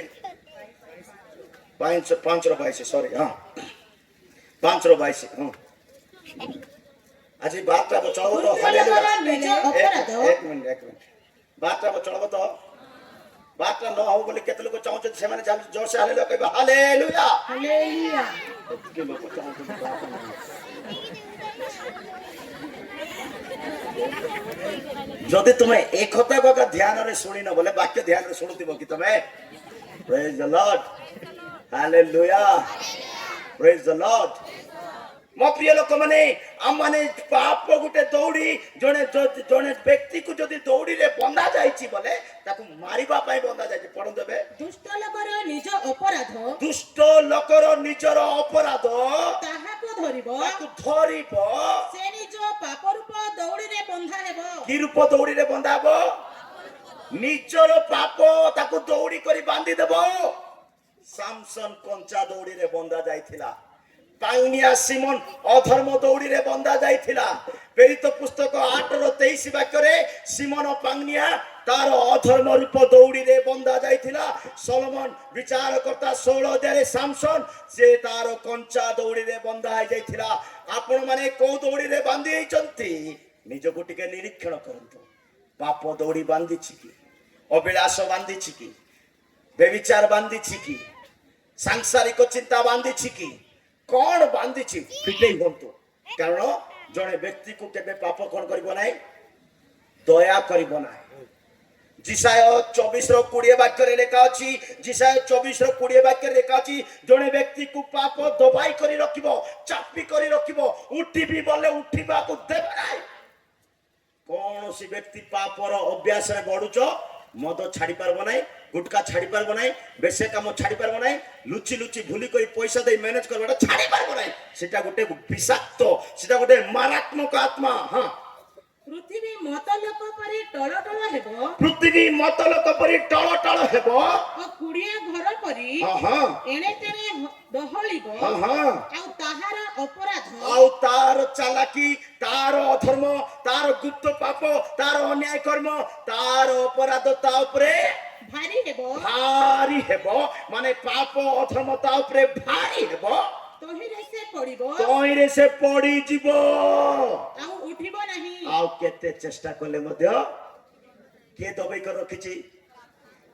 କିଏ ଚାପି ଦେଇଛି? ଜଣେ ବ୍ୟକ୍ତି ଆଜି ଯାଇ ଉଠୁନି ବୋଲେ ପାପର ଅଭ୍ୟାସରେ ପଡ଼ିଯାଇଛି। ସେ ଜଣେ ବ୍ୟକ୍ତି ପ୍ରାର୍ଥନା କରିବାକୁ ଇଚ୍ଛା ହଉନି, ଚର୍ଚ୍ଚ ଆସିବାକୁ ଇଚ୍ଛା ହଉନି ବୋଲେ ସେ ଗୋଟେ କଣଟା ଗୋଟେ ପାପ କରୁଛି ସେ। ପ୍ରେଜ୍ ଦ ଲର୍ଡ। କାରଣ ତାର ପାପ ତାକୁ ପ୍ରଭୁଙ୍କ ପାଖକୁ ଫେରିବା ପାଇଁ ଦଉନି। ହୋସିୟ 5:4 ପଢିଲୁ। ହୋସିୟ 5:4 ଲେଖା ଅଛି, ଜଣେ ତାର କର୍ମ, ତାର କ୍ରିୟା ପ୍ରଭୁଙ୍କ ପାଖକୁ ଆସିବା ପାଇଁ ଦଉନାହିଁ। ଆପଣ ଗୀର୍ଜା ଆସୁନାହାନ୍ତି, ଚର୍ଚ୍ଚ ଆସୁନାହାନ୍ତି, ବାଇବେଲ ପଢୁନାହାନ୍ତି, ପ୍ରାର୍ଥନା କରୁନାହାନ୍ତି, ଉପାସ ନାହିଁ, ମାନେ ଆପଣଙ୍କର କର୍ମ ପ୍ରଭୁଙ୍କ ପାଖକୁ ଫେରିବା ପାଇଁ, ଭଲ ମଣିଷ ହେବା ପାଇଁ ସମର୍ପଣ ନାହିଁ। ହଁ, ସେମାନଙ୍କର କ୍ରିୟା ସକଳ ସେମାନଙ୍କୁ ଆପଣମାନଙ୍କ ପରମେଶ୍ୱରଙ୍କ ପ୍ରତି ଫେରିବାକୁ ଦେବ ନାହିଁ। ସେମାନଙ୍କର କ୍ରିୟା ସକଳ ଆପଣ ମାନଙ୍କର ପରମେଶ୍ୱରଙ୍କ ପ୍ରତି ଫେରିବାକୁ ଦଉନାହିଁ। କାରଣ ସେମାନଙ୍କ ଅନ୍ତରରେ ସେମାନଙ୍କ ହୃଦୟରେ ସେମାନଙ୍କର ଅନ୍ତରରେ ବ୍ୟଭିଚାରର ଆତ୍ମା ଅଛି। କି ଆତ୍ମା ଅଛି? ବ୍ୟଭିଚାରର ଅଭ୍ୟାସ ଥିବା ଲୋକମାନେ ଗିର୍ଜା ପ୍ରାର୍ଥନା ନା ପକାଯିବେ। ପ୍ରେଜ୍ ଦ ଲର୍ଡ। କେତେ ଲୋକର ବ୍ୟଭିଚାର ଶରୀରରେ ନାହିଁ, ଆଖିରେ ଅଛି ବୋଲି ଲେଖା ଅଛି। କୋଉଠି ଅଛି? ଦ୍ୱିତୀୟ ପିତର 2:14 ବାକ୍ୟରେ ଲେଖା ଅଛି। ଦ୍ୱିତୀୟ ପିତର 2:14 ବାକ୍ୟରେ ଲେଖା ଅଛି, ସେମାନଙ୍କର ଚକ୍ଷୁ ବ୍ୟଭିଚାରରେ ପରିପୂର୍ଣ୍ଣ। ସେମାନେ ଏମିତି ଦେଖିବେ, ଭୟଙ୍କର ଦେଖିବେ, ଦେଖି କରି ପକେଇ କରି ଅଭିଳାଷରେ ଆସକ୍ତ ହେଇଯିବେ। ସେମାନେ ସନ୍ତାପର ପାତ୍ର ବୋଲି ଈଶ୍ୱରଙ୍କ ବାକ୍ୟ କହେ। ସେମାନଙ୍କର ଚକ୍ଷୁ ବ୍ୟଭିଚାରରେ ପରିପୂର୍ଣ୍ଣ ହୋଇ ସେମାନଙ୍କର ଚକ୍ଷୁ କୋଉଠି ପରିପୂର୍ଣ୍ଣ? ବ୍ୟଭିଚାର କେତେବେଳେ ବି ଦେଖୁଛି, କେମିତିଟା ଦେଖୁଛି, ଘଣ୍ଟେ ହେଇଯାଉ, 2ଟା ହେଇଯାଉ, ଡାଟା ସରିଯାଉ, ରିଚାର୍ଜ କରି ଦେଖୁଥିବି। ସେମାନଙ୍କର ଚକ୍ଷୁ ବ୍ୟଭିଚାରରେ ପରିପୂର୍ଣ୍ଣ ହୋଇ ହଁ। ପାପରୁ କ୍ଷାନ୍ତ ହୁଏ ପାପ ନାହିଁ। କରିବାକୁ ହାଲିଆ ହୁଅନ୍ତି ନାହିଁ। ସେମାନେ ଚଞ୍ଚଳମତି ସେମାନେ ଲୋକମାନଙ୍କୁ ସେମାନେ ଚଞ୍ଚଳମତି ଲୋକମାନଙ୍କୁ, ସେମାନେ ଇଆଡେ ସିଆଡେ ଭୁଲବା ଲୋକମାନଙ୍କୁ ପ୍ରଲୋଭିତ କରନ୍ତି। ପଲ୍ଲବିତ ମାନେ ପ୍ରଲୋଭନ କରନ୍ତି। ସେମାନଙ୍କର ହୃଦୟ ହଁ, ଧନ ଲୋଭରେ ଅଭ୍ୟସ୍ତ। ଓକେ। ସେମାନେ ଅଭିଶାପର ସନ୍ତାନ। କେମିତି ସନ୍ତାନ? ଅଭିଶାପର ସନ୍ତାନ, ଆଶୀର୍ବାଦର ସନ୍ତାନ ନାହିଁ। ଅଭିଶାପିତ ଲୋକମାନେ ଯଦି ମନ ପରିବର୍ତ୍ତନ କରି ଯୀଶୁଙ୍କ ପାଖକୁ ଆସିବେ ନାହିଁ ବୋଲେ ଅଭିଶାପ ନରକକୁ ନେଇଯିବ, ଅଗ୍ନି କୁଣ୍ଡରେ ପକେଇ ଦେବ। ସମ ପ୍ରିୟ ଲୋକମାନେ, ଜଣେ ବ୍ୟକ୍ତିକୁ ପାପ ମାରି ଦଉଛି, ତାର କର୍ମ ମାରି ଦଉଛି, ତାର ଦୁଷ୍ଟ ଚରିତ୍ର ମାରି ଦଉଛି। ଶରୀର ଈଶ୍ୱରଙ୍କ ମନ୍ଦିର, ନିଜ ସୁଖରେ ବଞ୍ଚିବା ପାଇଁ ନାହିଁ। ଏଇଟା ପ୍ରେଜ୍ ଦ ଲର୍ଡ, ହାଲେଲୁୟା। ସମ ପ୍ରିୟ ଲୋକମାନେ, ଜଣେ ବ୍ୟକ୍ତିକୁ ତାର ପାପ ମାରି ଦଉଛି। କଣ କର୍ମ କରୁଛନ୍ତି? ସେ କର୍ମ କଣ ପ୍ରଭୁଙ୍କ ପାଖକୁ ଆସିବା ପାଇଁ ଦଉଛି କି? ଯଦି ପ୍ରଭୁଙ୍କ ପାଖକୁ ସେ କର୍ମ ଆସିବା ପାଇଁ ଦଉନାହିଁ ମାନେ ଆପଣଙ୍କର ବିନାଶ ଆଡକୁ ଯାଉଛି। ତାଙ୍କର ଚକ୍ଷୁରେ ବ୍ୟଭିଚାର ଅଛି। ଯାହାର ଆଖିରେ ବ୍ୟଭିଚାର ଅଛି, ତାଙ୍କର ଆଖିରେ ଈଶ୍ୱରଙ୍କର ଭୟ ନଥିବ ବୋଲି ରୋମିଓ 3:18 ବାକ୍ୟରେ ଲେଖା ଅଛି। ରୋମିଓ 3:18 ଲେଖା ଅଛି, ତାଙ୍କର ଚକ୍ଷୁରେ ଈଶ୍ୱରଙ୍କ ଭୟ ନାହିଁ। ସେଥିପାଇଁ ରାତି ଘଣ୍ଟେ ଯାଉ, 2ଟା ଯାଉ, 3ଟା ଯାଉ, କାକଲ ଦେଖିବ, କେମିତି ଦେଖିବ, ଦେଖୁ ଆକା ଥିବ। ସେଟା ପାପୀ ମାନେ, ବ୍ୟଭିଚାରୀ ମାନେ। ହଁ, ଈଶ୍ୱରଙ୍କ ଭୟ ସେମାନଙ୍କ ଆଖି ଆଗରେ ନଥାଏ। ତାଙ୍କ ଆଖି ଆଗରେ କଣ ନାହିଁ? ଯଦି ଈଶ୍ୱରଙ୍କ ଭୟ ଏ ଆଖିରେ ଥାନ୍ତା, ମାକୁ ମା ପରି ଦେଖିଥାନ୍ତା, ଭଉଣୀକୁ ଭଉଣୀ ପରି ଦେଖିଥାନ୍ତା, ସ୍ତ୍ରୀକୁ ସ୍ତ୍ରୀ ପରି ଦେଖିଥାନ୍ତା, ସାଙ୍ଗକୁ ସାଙ୍ଗ ପରି ଦେଖିଥାନ୍ତା। କିନ୍ତୁ ତାର ଆଖିରେ ବ୍ୟଭିଚାର ଥିବା ସକାଶୁ, ତାର ଆଖିରେ ଈଶ୍ୱରଙ୍କ ଭୟ ନଥିବାରୁ ଅନ୍ୟ ମାନଙ୍କୁ ମଧ୍ୟ ଶାରୀରିକ ଅଭିଳାଷରେ ଦେଖୁଛି ସେ। ଶୁଣୁଛ? ଆଖିକୁ ପରିଷ୍କାର କରନ୍ତୁ। ଆଖିକୁ ପରିଷ୍କାର କରିଦିଅନ୍ତୁ ବୋଲେ ପାଣିରେ ଧୋଇବା ପାଇଁ ମୁଁ କହୁନାହିଁ। ଆଖିକୁ ପରିଷ୍କାର କରନ୍ତୁ ବୋଲେ ଆଖିରେ ଈଶ୍ୱରଙ୍କ ଭୟକୁ ଲଗାନ୍ତୁ। ଦେଖିବା ପୂର୍ବରୁ, କହିବା ପୂର୍ବରୁ, ଭାବିବା ପୂର୍ବରୁ, ଚିନ୍ତା କରିବା ପୂର୍ବରୁ ନିଜର ଚକ୍ଷୁକୁ ନିୟନ୍ତ୍ରଣରେ ରଖନ୍ତୁ। ମୋ ପ୍ରିୟ ଲୋକମାନେ, ଈଶ୍ୱରଙ୍କ ବାକ୍ୟ କହେ ପ୍ରତ୍ୟେକ ପ୍ରାଣୀ ତ ମରିବେ, ପାପ ସକାଶୁ ମରିବେ, ଦୁଷ୍ଟ କର୍ମ ସକାଶୁ ମରିବେ, ଅନ୍ୟାୟ କର୍ମ ସକାଶୁ ମରିବେ, କିନ୍ତୁ ମରିବା ପୂର୍ବରୁ ତମ ମାନଙ୍କର ପାପ କ୍ଷମା ହେଇଥିବାର ଅଛି। ପ୍ରେଜ୍ ଦ ଲର୍ଡ, ହାଲେଲୁୟା। ମରିବା ପୂର୍ବରୁ କଣ କଣ କରିବାକୁ ପଡିବ, ଏବେ ମୁଁ ପଏଣ୍ଟ କିଛି ବିଷୟ କହିବି। କହୁଥିଲେ ତ ବହୁତ ବାକ୍ୟ ଆସିବ, କହୁଥିଲେ ବହୁତ ବିଷୟ ବିଶ୍ଳେଷଣ କରିପାରିବା, କିନ୍ତୁ ମୁଁ ସଠିକ ଆଉ ସହଜ ଆଉ ଅଳ୍ପ ବିଷୟ କହୁଛି।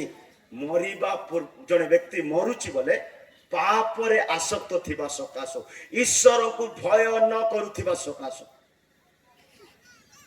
ଗୀତ ସଂଗୀତାରେ ଗୋଟେ ବାକ୍ୟ ଲେଖା ଅଛି, ସଠିକ ନମ୍ବର ମତେ ମନେ ନାହିଁ, କିନ୍ତୁ ଏମିତି ଲେଖା ଅଛି, ଦୁଷ୍ଟ ମାନେ ଆଉ ପ୍ରଭୁକୁ ନ ଜାଣିବା ଲୋକମାନେ ନରକକୁ ଯିବେ ବୋଲି ଲେଖା ଅଛି।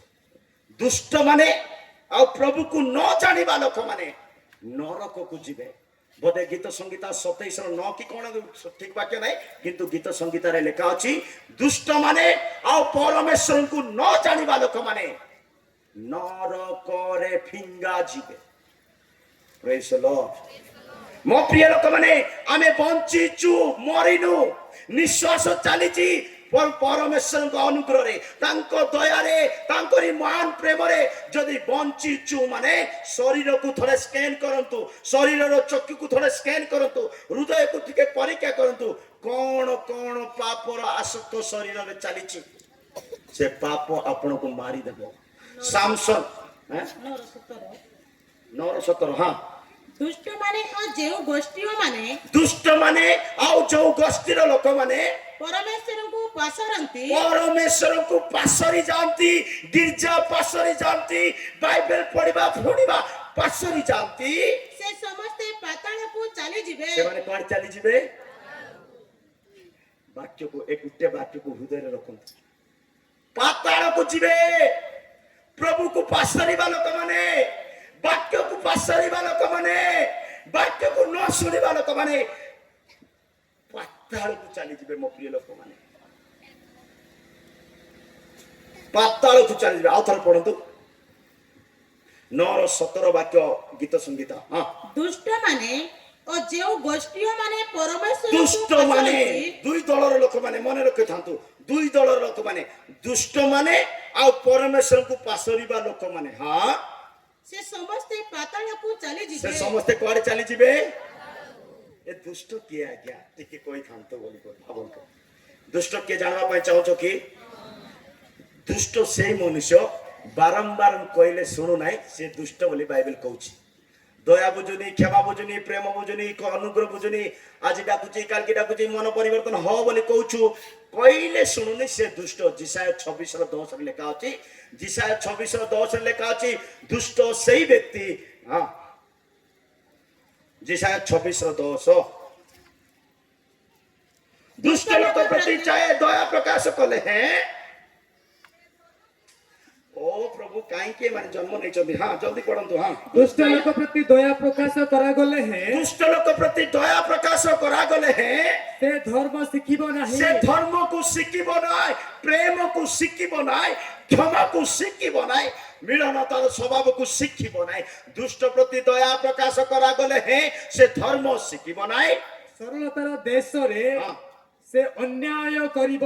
ସ୍ୱର୍ଗର ଦେଶରେ, ସରଳତାର ଦେଶରେ, ଶାନ୍ତିର ଦେଶରେ, ମିଳନ ରହୁଥିବା ପରିବାରରେ, ମିଶିକରି ରହୁଥିବା ମଣ୍ଡଳୀରେ ସେ ଅନ୍ୟାୟ କରିବାର ଓ ସଦାପ୍ରଭୁଙ୍କ ମହିମାକୁ ଅନାଇବ ନାହିଁ। ଆଉ ପରମେଶ୍ୱରଙ୍କର ମହିମାକୁ ଅନାଇବ ନାହିଁ। ଦୁଷ୍ଟ କହୁଥିଲେ ଶୁଣୁ ନଥିବ, ତାକୁ ଦୁଷ୍ଟ ବୋଲାଯାଏ। ଏଭ୍ରି ପୁସ୍ତକ 10:26 ବାକ୍ୟରେ ଲେଖା ଅଛି, ଏଭ୍ରି ପୁସ୍ତକ 10:26 ବାକ୍ୟରେ ଲେଖା ଅଛି, ସତ୍ୟ ଜ୍ଞାତ ହେଲା ପରେ, ବାପ୍ତିସ୍ମ ନେଇଗଲା ପରେ, ପ୍ରଭୁକୁ ଜାଣିଲା ପରେ, ଯଦି ତୁମେ ଜାଣି ଜାଣି ପାପ କରୁଛ, ସରିଠୁ ସେ ଯୀଶୁ ବଳି ହେବା ପାଇଁ ଆସିବେ ନାହିଁ, ତୁମ ପାଇଁ ନରକ ବାଡି ହଉଛି ବୋଲି 27 ବାକ୍ୟ ଲେଖା କାରଣ ଅଛି। ସତ୍ୟ ଜ୍ଞାନ ଲାଭ କରିବା ପରେ କାରଣ ସତ୍ୟ ଜ୍ଞାନ ଲାଭ କଲା ପରେ, ବାକ୍ୟକୁ ଜାଣିଲା ପରେ, ଯୀଶୁକୁ ଜାଣିଲା ପରେ, ସତ୍ୟ ଜ୍ଞାନ ଲାଭ କଲା ପରେ, ଯଦି ଆମ୍ଭେମାନେ ସ୍ୱେଚ୍ଛାପୂର୍ବକ ପାପ କରୁଥାଉ, ଯଦି ଆମ୍ଭେ ମାନେ ନିଜ ଇଚ୍ଛାରେ ସ୍ୱେଚ୍ଛାପୂର୍ବକ ପାପ, ମୋର ଇଚ୍ଛା, ମୋର ବାଟେ ମୁଁ ଯିବି, ମୁଁ କଲେ ତତେ କାହିଁକି, ମୋର ପଇସାରେ ସିନା ମୁଁ ପିଉଛି, ମୋର ପଇସାରେ ସିନା ମୁଁ ସବୁ ମ୍ୟାନେଜ କରୁଛି, ମୋର ଶରୀର ମୁଁ କୁଆଡେ ଗଲେ ଯିବି, ନିଜ ଇଚ୍ଛାରେ କରନ୍ତି, ତେବେ ପାପାର୍ଥକ ବଳି ଆଉ ଅବଶିଷ୍ଟ ନଥାଏ। ଆଉ ପାପ ପାଇଁ ବଳି ଆଉ ନାହିଁ। ଦିନେ ପାପୀ ଥିଲୁ, ମୂର୍ଖ ଥିଲୁ, ଦୁଷ୍ଟ ଥିଲୁ, ଅଧର୍ମରେ ଥିଲୁ, ଯୀଶୁ ବାପା ସ୍ୱର୍ଗରୁ ଓହ୍ଲାଇଲେ, ଆପଣଙ୍କ ପାପ ପାଇଁ, ମୋ ପାପ ପାଇଁ ସେ କ୍ରୁଶାର୍ପିତ ହେଲେ, ଆଉ ସାଙ୍କର ରକ୍ତରେ ଆମମାନଙ୍କୁ ଧୌତ କରିଦେଲେ, ସତ୍ୟ ଜଣେଇଦେଲେ, ବାଇବେଲ ଦେଇଦେଲେ, ପାଳକକୁ ଦେଇଦେଲେ, ପବିତ୍ର ଆତ୍ମା ଦେଇଦେଲେ, ସୌଭାଗିତା ଦେଇଦେଲେ, ସତ୍ୟ ଜ୍ଞାତ କରେଇଦେଲେ। ସତ୍ୟ ଜାଣିଲା ପରେ ଯଦି ଆହୁରି ସେ ମଦ ପିଉଥିବା, ଆହୁରି ସେ କର୍ମ କରୁଥିବା, ଆହୁରି ସେ ଲୁଚି ଲୁଚି ଲାଞ୍ଚ ଦଉଥିବା, ଆହୁରି ସେ ପ୍ରଭୁଙ୍କର ଘର ଜାଗରକୁ ବିକି ଦଉଥିବା, ଆହୁରି କଣ କଣ କରୁଥିବା ବୋଲେ, ସତ୍ୟ ଜ୍ଞାତ ହେଲା ପରେ ଜାଣି ଜାଣି ଯଦି ତୁମେ ପାପ କରୁଛ, ପାପାର୍ଥକ ବଳି ଆଉ ନାହିଁ।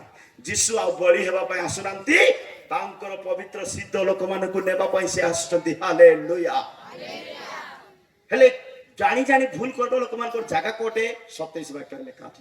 ତଳର 27 ବାକ୍ୟ ପଢନ୍ତୁ। ବରଂ ବିଚାରର ଏକ ପ୍ରକାର ହଁ ହଁ ଭୟଙ୍କର ପ୍ରତିଜ୍ଞା ବରଂ ବିଚାରର ଏକ ଭୟଙ୍କର ପ୍ରତିଜ୍ଞା ଓ ବିପକ୍ଷ ମାନଙ୍କୁ, ଦୁଷ୍ଟ ମାନଙ୍କୁ, ଜାଣି ଜାଣି ପାପ କରିବା ଲୋକମାନଙ୍କୁ, ଗ୍ରାସକାରୀ ଅଗ୍ନିର ପ୍ରଚଣ୍ଡତା, ଗ୍ରାସକାରୀ ଅଗ୍ନି, ଭୟଙ୍କର ଗର୍ତ୍ତର ଅଗ୍ନି, ନରକର ଅଗ୍ନି ଅବଶିଷ୍ଟ ଥାଏ। କଣ ଅଛି?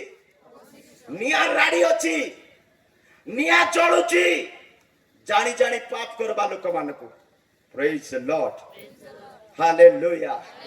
ସେଥିପାଇଁ ଆଜି ଯଦି ବଞ୍ଚିଛୁ ବାକ୍ୟ ଶୁଣୁଛୁ ସମର୍ପଣ ହୁଅନ୍ତୁ ସଚେତନ ହୁଅନ୍ତୁ ଅନୁଗ୍ରହକୁ ଅନୁଭବ କରନ୍ତୁ ପ୍ରେଜ୍ ଦ ଲର୍ଡ ଅନୁଗ୍ରହକୁ ଅନୁଭବ କରନ୍ତୁ ନିଶ୍ୱାସ ବନ୍ଦ ହେବା ପୂର୍ବରୁ ସଚେତନ ଜାଗ୍ରତ ହୁଅନ୍ତୁ କର୍ମକୁ ଛାଡ଼ନ୍ତୁ ପାପକୁ ଛାଡ଼ନ୍ତୁ ପାପ ଜଣେ ବ୍ୟକ୍ତିକୁ ମାରିଦିଏ ଅବାଧ୍ୟ ଜଣେ ବ୍ୟକ୍ତିକୁ ମାରିଦିଏ ନିଜର ସତ୍ୟ ଜ୍ଞାତ ହେଲା ପରେ ମଧ୍ୟ ଜାଣି ଜାଣି ଭୁଲ କରୁଛ ଜଣେ ବ୍ୟକ୍ତିକୁ ପାପ ମାରିଦିଏ ନମ୍ବର 1 ମରିବା ପୂର୍ବରୁ କଣ କରିବାକୁ ପଡିବ ପ୍ରେଜ୍ ଦ ଲର୍ଡ ମରିବା ପୂର୍ବରୁ ପ୍ରତ୍ୟେକ ବ୍ୟକ୍ତି ଯୀଶୁ ଖ୍ରୀଷ୍ଟକୁ ଜାଣିବାକୁ ହେବ ବୋଲି ବାଇବେଲ କହୁଛି ମରିବା ପୂର୍ବରୁ କଣ କରିବାର ଅଛି ପ୍ରତ୍ୟେକ ବ୍ୟକ୍ତି ମରିବା ପୂର୍ବରୁ ଯୀଶୁ ଖ୍ରୀଷ୍ଟକୁ ଜାଣିବାକୁ ହେବ ଯଦି ତୁମେ ଯୀଶୁକୁ ଜାଣିନ ମରି ଯାଇଛ ବୋଲେ ଅନନ୍ତ ଜୀବନକୁ ହରେଇ ଦେଲ ଯୀଶୁକୁ ଜାଣିନ ମରି ଯାଇଛ ବୋଲେ ତମେ ଅନନ୍ତ ନରକ କୁଣ୍ଡକୁ ଚାଲି ଯାଉଛ ଅନୁଗ୍ରହକାରୀ କ୍ଷମା କରିବା ପ୍ରଭୁ ତାଙ୍କ ରକ୍ତରେ ତୁମ ପାପକୁ ଧୋଇବା ପ୍ରଭୁକୁ ତୁମେ ଜାଣିନ ମରି ଯାଉଛ ମୋ ପ୍ରିୟ ଲୋକମାନେ ଏଇ ରାତ୍ର ସମୟରେ ଯଦି କୌଣସି ବ୍ୟକ୍ତି ଯୀଶୁକୁ ଜାଣି ନାହିଁ ଆଜି ଯଦି ତମେ ବଞ୍ଚିଛ ମରିବା ପୂର୍ବରୁ ଯୀଶୁକୁ ଜାଣନ୍ତୁ ଲୁକ ରଚିତ ସୁସମାଚାର 2 ଅଧ୍ୟାୟ 25 26 27 ବାକ୍ୟରେ ସିମୋନ ନାମକ ଜଣେ ଧାର୍ମିକ ମନୁଷ୍ୟ କହୁଛନ୍ତି ମୁଁ ମରିବା ପୂର୍ବରୁ ଖ୍ରୀଷ୍ଟଙ୍କୁ ଏ ଆଖିରେ ଦେଖିବା ପାଇଁ ଚାହୁଁଛି ତାକୁ ନ ଦେଖିଲେ ମୁଁ ମରିବି ନାହିଁ ମାନେ ସେ ମରିବା ପୂର୍ବରୁ କାହାକୁ ଦେଖିବା ପାଇଁ ଚାହୁଁଛି ଆପଣ ଆଉ ମୁଁ କେତେବେଳେ ମରିବା ଗ୍ୟାରେଣ୍ଟି ନାହିଁ ଆପଣଙ୍କର ନିଶ୍ୱାସ ଆପଣଙ୍କର କଣ୍ଟ୍ରୋଲରେ ନାହିଁ ପ୍ରେଜ୍ ଦ ଲର୍ଡ ଏଇଟା ଏସି ର ରିମୋଟ ନାହିଁ ଯେ ତମର ହାତର କଣ୍ଟ୍ରୋଲ এটা গাড়ির গিয়ার নাই কি গাড়ির চাবি নাই যে তোমার হাতের কন্ট্রোল প্রেজ দ্য লর্ড নিশ্বাস তাঙ্ক হাতে ସେଥିପାଇଁ ଯଦି ଆପଣ ଆଜି ବଞ୍ଚିଛନ୍ତି ସେ ପରମେଶ୍ୱରଙ୍କୁ ଧନ୍ୟବାଦ ଦିଅନ୍ତୁ ତାଙ୍କୁ ଆପଣଙ୍କର ଶରୀରର ନିଶ୍ୱାସ ଭାରି ପଡ଼ିବା ପୂର୍ବରୁ ଆପଣଙ୍କର ନିଶ୍ୱାସ ବନ୍ଦ ହେଇଯିବା ପୂର୍ବରୁ ମରିବା ପୂର୍ବରୁ ଯୀଶୁକୁ ଜାଣନ୍ତୁ ବୋଲି ବାଇବେଲ କହେ ପଢନ୍ତୁ ହଁ ଆଉ ଦେଖ ଜେରୁସାଲେମରେ ସିମିଓନ ନାମକ ଜଣେ ଧାର୍ମିକ ଓ ଭକ୍ତ ବ୍ୟକ୍ତି ଥିଲେ ଜେରୁସାଲେମରେ ସିମିଓନ ନାମକ ଜଣେ ଧାର୍ମିକ ଭକ୍ତ ମନୁଷ୍ୟ ଥିଲେ ସେ ଇସ୍ରାଏଲର ସାନ୍ତ୍ୱନା ଅପେକ୍ଷା କରୁଥିଲେ ସେ ଇସ୍ରାଏଲର ଶାନ୍ତି ପାଇଁ ପ୍ରାର୍ଥନା କରୁଥିଲେ ପୁଣି ପବିତ୍ର ଆତ୍ମା ତାଙ୍କଠାରେ ଅଧିଷ୍ଠାନ କରିଥିଲେ ପବିତ୍ର ଆତ୍ମା ତାଠାରେ ଅଧିଷ୍ଠିତ ହୋଇଥିଲା ପ୍ରଭୁଙ୍କ ଅଭିଷିକ୍ତଙ୍କର ଦର୍ଶନ ନ ପାଇଲେ ପ୍ରଭୁ ଯୀଶୁ ଖ୍ରୀଷ୍ଟଙ୍କର ଅଭିଷିକ୍ତଙ୍କର ଦର୍ଶନ ନ ପାଇଲେ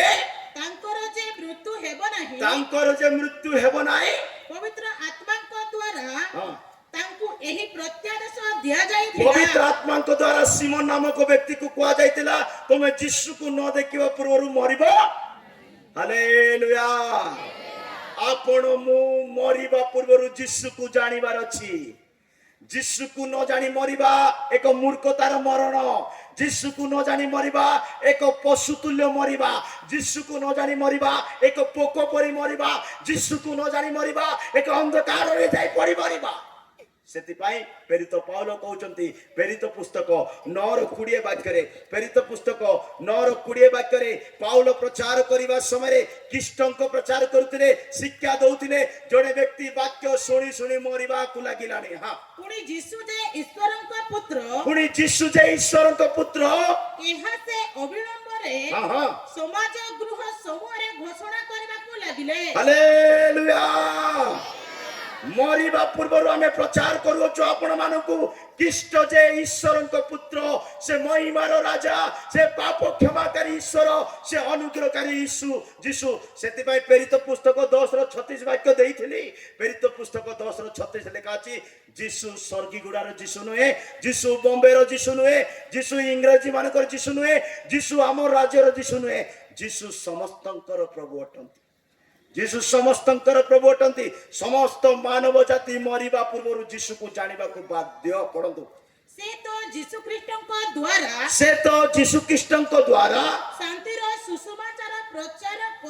ଶାନ୍ତିର ସୁସମାଚାର ପ୍ରଚାର କରାଇ ଇସ୍ରାଏଲର ସନ୍ତାନ ମାନଙ୍କ ନିକଟକୁ ଏହି ବାକ୍ୟ ପ୍ରେରଣ କଲେ ଏହି ବାକ୍ୟ ପଠାଇଲେ ସେହି ଯୀଶୁ ଖ୍ରୀଷ୍ଟ ସମସ୍ତଙ୍କର ହାଲେଲୁୟା। ସେଇ ଯୀଶୁ ଖ୍ରୀଷ୍ଟ ସମସ୍ତଙ୍କର ପ୍ରଭୁ ଅଟନ୍ତି। ମରିବା ପୂର୍ବରୁ ଯୀଶୁକୁ ଜାଣିବାକୁ ହେବ। କାହିଁକି ଯୀଶୁକୁ ଜାଣିବାର ଅଛି? ତିନିଟା ବାକ୍ୟ ଦେବି, ଏକ ନମ୍ବର ପଏଣ୍ଟ ସରେଇବି। ଯୀଶୁକୁ କାହିଁକି ଜାଣିବାର ଅଛି ମରିବା ପୂର୍ବରୁ? ଜନ ରଚିତ ସୁସମାଚାର 17:3 ବାକ୍ୟରେ ଲେଖା ଅଛି। ଜନ ରଚିତ ସୁସମାଚାର 17:3 ବାକ୍ୟରେ ଲେଖା ଅଛି, ଏକମାତ୍ର ସତ୍ୟ ପରମେଶ୍ୱରକୁ ଜାଣିଲେ ଯାଇ ତୁମକୁ ଅନନ୍ତ ଜୀବନ ମିଳିବ। ସତ୍ୟ ପରମେଶ୍ୱରକୁ ଜାଣିନ ତୁମକୁ ଅନନ୍ତ ଜୀବନ ମିଳିବ ନାହିଁ। ମରିବା ପୂର୍ବରୁ ସତ୍ୟ ପରମେଶ୍ୱର ପ୍ରଭୁ ଯୀଶୁ ଖ୍ରୀଷ୍ଟକୁ ଜାଣିବାକୁ ବାଧ୍ୟ। ଆଉ ଏକମାତ୍ର ସତ୍ୟ ଈଶ୍ୱର ଯେ ତୁମ୍ଭେ, ଆଉ ଏକମାତ୍ର ସତ୍ୟ ଈଶ୍ୱର ଯେ ତୁମ୍ଭେ, ତୁମ୍ଭକୁ ଓ ତୁମର ପ୍ରେରିତ ତୁମ୍ଭକୁ ଆଉ ତୁମର ସେଇ ପ୍ରେରିତ ଯୀଶୁ ଖ୍ରୀଷ୍ଟଙ୍କୁ ଜାଣିବା ଅନନ୍ତ ଜୀବନ ଅଟେ। ତୁମ୍ଭକୁ ଆଉ ତୁମର ସେଇ ପ୍ରେରିତ ଯୀଶୁ ଖ୍ରୀଷ୍ଟକୁ ଜାଣିବା ଅନନ୍ତ ଜୀବନ ଅଟେ। ସମ ପ୍ରିୟ ଲୋକମାନେ, ଅନନ୍ତ ଜୀବନକୁ ପାଇବା ପାଇଁ ହେଲେ ମରିବା ପୂର୍ବରୁ ଯୀଶୁକୁ ଜାଣନ୍ତୁ। ଯୀଶୁର ବାକ୍ୟ ପ୍ରମାଣେ, ଯୀଶୁ ନେଇଥିବା ପ୍ରମାଣେ ବାପ୍ତିସ୍ମ ବି ନେବାକୁ ପଡିବ। ଯୀଶୁ ଯେମିତି ବାପ୍ତିସ୍ମ ନେଇଛି ସେମିତି ଆମକୁ ନେବାକୁ ବାଧ୍ୟ। କାରଣ ତାଙ୍କ ଠାରେ ଅନନ୍ତ ଜୀବନ ଅଛି ବୋଲି ବାଇବେଲ କହେ। ପ୍ରେଜ୍ ଦ ଲର୍ଡ। ଯୀଶୁ କହିଲେ, ମୁଁ ପଥ, ସତ୍ୟ ଓ ଜୀବନ, ମୋ ଦେଇ ନ ଗଲେ କେହି ବି ପିତାଙ୍କ ନିକଟକୁ, ମାନେ ଯୀଶୁଙ୍କ ଦେଇ ଯିବାକୁ ପଡିବ ଅନନ୍ତ ଜୀବନ ପାଇବା ପାଇଁ ହେଲେ। ଯୀଶୁ ଯେମିତି କ୍ରୁଶ ଉଠେଇଛି, ଯୀଶୁ ଯେମିତି ଜର୍ଦ୍ଦନରେ ଓହ୍ଲେଇଛି, ଯୀଶୁ ଯେମିତି ବାପ୍ତିସ୍ମ ନେଇଛି, ଯୀଶୁ ଯେମିତି ଦୁଃଖ ଭୋଗ କରିଛି, ଆମ୍ଭେ ମାନଙ୍କୁ ମଧ୍ୟ ସେଇ ରାସ୍ତାରେ ଚାଲିବାକୁ ହେବ। Praise the Lord. ଜ୍ଞାନୀ ହୁଅନ୍ତୁ ନାହିଁ, ପଣ୍ଡିତ ହୁଅନ୍ତୁ ନାହିଁ, ଆଡଜଷ୍ଟ କରିଦିଅନ୍ତୁ ନାହିଁ, ବାକ୍ୟକୁ ଆଡଜଷ୍ଟ କରିଦିଅନ୍ତୁ ନାହିଁ, ଚଳବ ବୋଲି କୁହନ୍ତୁ ନାହିଁ। ଦୟା କରିଦେ ବୋଲି ଭାବନ୍ତୁ ନାହିଁ। ପ୍ରଭୁ ସବୁଦିନେ ଦୟା କରନ୍ତି ନାହିଁ। କଣ କହିଲି କୁହନ୍ତୁ? ବର୍ଷା ଲୋକ କୁହନ୍ତୁ, ପ୍ରଭୁ ସବୁବେଳେ ଦୟା କରିବେ ନାହିଁ, କିନ୍ତୁ ପ୍ରଭୁ ସବୁଦିନେ ରାଗିଯିବେ। କୁହନ୍ତୁ, ପ୍ରଭୁ ସବୁଦିନ। ଗୀତ ସଂହିତା 7:11 ବାକ୍ୟରେ ଲେଖା ଅଛି। ଗୀତ ସଂହିତା 7:11 ବାକ୍ୟରେ ଲେଖା ଅଛି, ହଁ ସେ ନ୍ୟାୟ ଆଉ ବିଚାର କର୍ତ୍ତା ଅଟନ୍ତି। ହଁ ସେ ଦୁଷ୍ଟ ମାନଙ୍କ ପ୍ରତି ପ୍ରତିଦିନ କ୍ରୋଧକାରୀ ଈଶ୍ୱର। ହଁ, ପରମେଶ୍ୱର ଧର୍ମମୟ ବିଚାରକର୍ତ୍ତା। ପରମେଶ୍ୱର ଧର୍ମମୟ ବିଚାର କର୍ତ୍ତା। ହଁ ସେ ପ୍ରତିଦିନ, ହଁ ହଁ ୟେସ୍, ହଁ ସେ ପ୍ରତିଦିନ, ଏଭ୍ରିଡେ, ଡେଲି, ହଁ ସେ ପ୍ରତିଦିନ ଦୁଷ୍ଟଙ୍କ ପାଇଁ କ୍ରୋଧକାରୀ ପରମେଶ୍ୱର। ପ୍ରତିଦିନ କେମିତି ପ୍ରଭୁ ସେ ଅଟନ୍ତି? ରାଗି ଯାଆନ୍ତି। ଦୁଷ୍ଟ ମାନଙ୍କ ପ୍ରତି ସେ କ୍ରୋଧ କରନ୍ତି। ଦୁଷ୍ଟ ହୁଅନ୍ତୁ ନାହିଁ। ଦୁଷ୍ଟ କିଏ? ଈଶ୍ୱରଙ୍କ ବାକ୍ୟ ପ୍ରମାଣେ ଯେ ଚାଲୁ ନାହିଁ, ଈଶ୍ୱରଙ୍କ ବାକ୍ୟ ପ୍ରମାଣେ ଯେ ଜୀବନ ନଉ ନାହିଁ, ଈଶ୍ୱରଙ୍କ ବାକ୍ୟ ପ୍ରମାଣେ ଯେ ନିଜକୁ ସମର୍ପଣ କରୁନାହିଁ, ହି ବିକମ୍ ଏ ୱିକେଟ୍ ପର୍ସନ। ସେ ଦୁଷ୍ଟ। ସମ ପ୍ରିୟ ଲୋକମାନେ, ଯଦି ଯୀଶୁକୁ ବିଶ୍ୱାସ କରୁଛନ୍ତି ତାଙ୍କର ପାଦ ଚିହ୍ନ ଦେଇ ଚାଲନ୍ତୁ। ଏଭ୍ରି ପୁସ୍ତକ 10ର ଗୋଟେ ବୋଧେ 4 ବାକ୍ୟ କି 10 ଏଭ୍ରି ପୁସ୍ତକ 13:4 ପଢନ୍ତୁ। ଆମେ ତାଙ୍କର ପାଦ ଚିହ୍ନରେ ଚାଲବାକୁ ପଡିବ ଲେଖା ଅଛି। ଏଭ୍ରି 13:4। ବିବାହ ସମସ୍ତଙ୍କ ମଧ୍ୟରେ ଆଦରଣୀୟ ହେଉ ଓ ତାହାର ସଜ୍ଜା ସୂଚି ଥାଉ, କାରଣ ଈଶ୍ୱର ପାରଦାରିକ ଓ ବ୍ୟଭିଚାରୀ ମାନଙ୍କ ବିଚାର କରିବେ। ନାଇଁ ସେ ବାକ୍ୟ ନାହିଁ, ପଢନ୍ତୁ 7 ବାକ୍ୟ 13:7। ଯେଉଁମାନେ ତୁମ୍ଭମାନଙ୍କୁ ଈଶ୍ୱରଙ୍କ ବାକ୍ୟ କହିଥିଲେ, ଯେଉଁମାନେ ତୁମମାନଙ୍କୁ ଈଶ୍ୱରଙ୍କ ବାକ୍ୟ କହିଥିଲେ, ତୁମ୍ଭମାନଙ୍କ ଏପରି ନେତାମାନଙ୍କୁ ସ୍ମରଣ କର, ତୁମମାନଙ୍କର ଏପରି ନେତାମାନଙ୍କୁ ମନେ ପକାଅ, ସେମାନଙ୍କ ଜୀବନ ଯାତ୍ରାର ଶେଷ ଗତି ପ୍ରତି ଦୃଷ୍ଟି ରଖି, ସେମାନଙ୍କ ଜୀବନ ଯାତ୍ରାର ଶେଷ ଗତିକୁ ଦୃଷ୍ଟିପାତ କର, ସେମାନଙ୍କର ନିଶ୍ୱାସର ଅନୁକାରୀ ହୁଅ, ସେମାନଙ୍କର ବିଶ୍ୱାସର। ସେମାନଙ୍କର ବିଶ୍ୱାସର ଅନୁକାରୀ ହୋ। ଆମର ଯୀଶୁ ବାପା କେମିତି କେମିତି ଚାଲିଛନ୍ତି ତାଙ୍କର ପାଦ ଚିହ୍ନରେ ଚାଲବାର ଅଛି ଆମେ। ପ୍ରେଜ୍ ଦ ଲର୍ଡ। ଦିନେ ଯୀଶୁ ବାପା ଆହୁରି ଏଫ୍ରେମ୍ କଥାବାର୍ତ୍ତା ହେଉଛନ୍ତି। କିଏ କିଏ କିଏ କୁହନ୍ତୁ? ଆଜି କେତେଟା ଯାଏ ବାକ୍ୟ ଶୁଣବା? ରାଡି ତ? ନ ରାଡି ଥିବା ଲୋକମାନେ ଜୋରସେ ଗୋଟେ ହାଲେଲୁୟା କହିବା। ହାଲେଲୁୟା। ଅଚଳକା ଭିତରେ ଭିତରେ। ପ୍ରେଜ୍ ଦ ଲର୍ଡ। ଯୀଶୁ ବାପା ଏଫ୍ରେମ୍ ଦିନେ କଥାବାର୍ତ୍ତା ହେଲେ।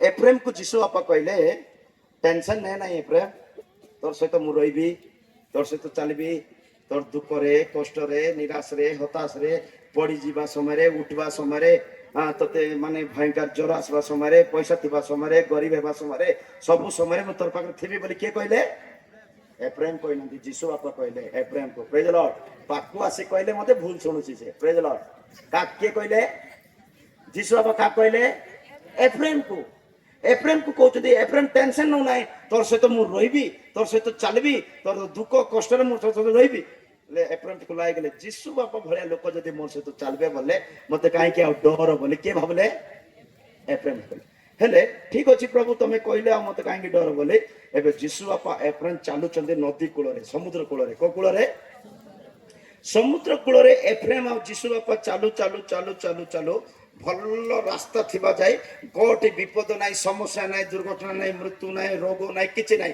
बढ़िया टाइम रे बढ़िया चली चंती जीशु बापा एप्रेम सम्मान चालू चंती सम्मान चलला बेलको गोटे भयानक विपदर रास्ता आसला को रास्ता आसला गोटे भयंकर हार्ट अटैक आसला कि निराश होला कि लॉस हो गला कि एक्सीडेंट कोन गोटे भयंकर विपद आसला ये भयंकर विपद बेलको जीशु बापा गाये जीशु बापा कोन कहितले जीशु बापा आगरे तोर सहित चलबी तोर सहित रही तोते केबे निराश होगा देवी ना एमती कही कि ना नाई हेले जीशु बाबा मिछ कहबे कि जीशु बाबा मिछ कहबे कि आमे मिछ कहबा एबे आ रात के काल के पर दिन को सिना जीशु बाबा केबे मिछ हेले जीशु बाबा मिछ कहबे नाही किंतु एप्रेम रो भल्लो टाइम बेल को जीशु बाबा पाकरे थिले किंतु एप्रेम को कष्ट आसीबा दिन रे समस्या आसीबा दिन रे महा दुखर समय जीशु बाबा गायब हो जाय जीशु बापा सुना एबे एप्रेम केंती सेंती केंती केंती भयंकर दुख को पार करबार छी केंती केंती केंती केंती कष्ट मस्ते से दुख को पार हे गले से दुख को पार हे गला परे आ गोटे एबे भलो रास्ता आसो आसो फाटकेना जीशु बापा आसी गले प्रेज द लॉर्ड भलो रास्ता आसो आसो आ के आसी गले कष्ट समय जीशु बापा दुसले कि हेले एबे एप्रेम पचारिले जीशु बापा को बापा तुम्हें भयंकर प्रचार करिथिलो भल हो दुख हो कष्ट हो निराश हो हताश हो मैं तो के छाड़ भी नहीं बोली कही प्रभु किंतु भयंकर कष्ट समय तुम दूषी न कुआड़ पड़े जाइल एबे टिके भल है एबे टिके पैसा आसला एबे टिके घर बांधली जे तुम फैन तले बसवा भारी आइलु बापा बोली किए कहला प्रेज द लॉर्ड तापर जीशु बापा कहले बाबू रे भल रास्ता बेले को मुई चलली सत कथा खराब रास्ता बेले मुई तोर सहित चलनी ना बोली किछि प्रमाण अछि कि बोले जीशु बापा का पचारले तोर दुख टाइम रे तोर कष्ट टाइम रे तोर दरिद्र टाइम रे तोर देह खराब थिबा टाइम रे तू आईसू रे थिबा टाइम रे तोते पैसा न थिबा टाइम रे मु तोर सहित न थिली बोली किछि प्रमाण अछि कि बाबू बोली के पचारले जीशु पचारले आ केंती प्रमाण देबी प्रभु तुमे तो न थिलो प्रभु केंती कथा कहउछ तुमे जीशु ही करी बोली के कहले न थिलो प्रभु तुमे बोली हो केंती प्रमाण देती बोलारू एप्रेम कहले बाइबल काढी तो हस्य पुस्तक काढी तो एप्रेम कहले देख प्रभु एटा मोर पाद चिन्ह एटा कार पाद चिन्ह मोर बोले एप्रेम रो ना कहबो कार एटा एप्रेम रो पाद चिन्ह एटा जीशु बाबा एटा तुमर पाद चिन्ह कार पाद चिन्ह एबे जीशु बापार पाद चिन्ह एप्रेम रो पाद चिन्ह दी जनकर पाद चिन्ह चालीची ए जगारू पाद चिन्ह गुटे गायब हो जायछि कोन गायब हो जायछि कष्टर रास्ता रे जो गोटे पाद चिन्ह काई बे जे दुसुनी हेले दुसुनी तो एप्रेम पचारले देख प्रभु ए जाय दी जण मिसी कर चाललु इटे भयंकर दुखर टाइम आसला ए टाइम रे मोर आका पाद बाटे चलीची ए दुख रे मुया का चलीची ए अभाव रे मुया का चलीची कांदी कांदी मुया का चलीची हेटी इट्रु आ दी जणकर पाद चिन्ह आसी गला इटे तुमे बारंबार आसी गलो आ दी जण चाललु इटे तुमर पाद चिन्ह दुसुनी प्रभु ए रास्ता रे तुमर पाद चिन्ह दुसुनी बोलो टिके जीशु बापा कहले से पाद चिन्ह टिके कंठी हती बोले प्रेज द लॉर्ड जीशु बापा कोन कहले वो से पाद चिन्ह टिके कंठी हती बाबू बोलारो एप्रेम कोचे मुई आका चलली आज्ञा केते आ कंठी हे तमे टिके विश्वास करनो कि मोर पाद चिन्ह को कंठी हो टिके कंठी हे देले कोन हैला बोली जीशु बापा हेले कंठी हैला एप्रेम कंठी होची एमती करी कंठी हैला बेलको तार पाद चिन्ह नाही सेटा प्रेज लॉर्ड तार पाद चिन्ह कंठी होची दीटा जग पाद पके कंठी होची ଆଉ ଏମିତି ଏମିତି କରୁଛି କଣ୍ଟି ତାର ପାଦ ଚିହ୍ନ ହେଲେ ସିନା ସାଇଜରେ ଆସିଥାନ୍ତା ପ୍ରେଜ୍ ଲର୍ଡ ଶୁଣୁଛ ତ କଣ୍ଟି ହେବା ସମୟରେ ସେ ଆଶ୍ଚର୍ଯ୍ୟ ହଉଛନ୍ତି ମୁଁ ଆଗ ତ ଚାଲିଲି ମୋର ପାଦ ଚିହ୍ନ ହେବା କଥା କିନ୍ତୁ କେମିତି ହେଲା ନାହିଁ ମୋର ପାଦ ଚିହ୍ନ ହେଲେ ଯୀଶୁ କହିଲେ ମୁଁ ଟିକେ କଣ୍ଟି ହେବି କି ବୋଲେ ଯୀଶୁ ବାପା କହିଲେ ମୁଁ ଟିକେ କଣ୍ଟି ହେବି କି ବୋଲେ ହଁ କଣ୍ଟି ହୋ କଣ୍ଟି ହେଲା ବେଳକୁ ସମ୍ମାନ ଯୀଶୁ ବାପାର ପାଦ ଚିହ୍ନ ସମ୍ମାନ ହଉଛି ସେଠି ପ୍ରେଜ୍ ଲର୍ଡ ସମ୍ମାନ ସେଠି ହଉଛି ହେଲେ ପଚାରିଲେ ଯୀଶୁ ବାପା ମୁଁ ତ ଚାଲିଲା ପରି ହେଲା ହେଲେ ତମର ପାଦ ଚିହ୍ନ କେମିତି ଆସିଲା ଯଦି ତମର ପାଦ ଚିହ୍ନ ହେଲା ତ ମୁଁ କୋଟେ ଥିଲି ବୋଇଲା ପ୍ରେଜ୍ ଲର୍ଡ ମୁଁ କୋଟେ ହସିୟ 2:11 ପଢନ୍ତୁ ହସିୟ 11:2 ପଢନ୍ତୁ ସେମାନେ ଯେତେ ହସିୟ 2:11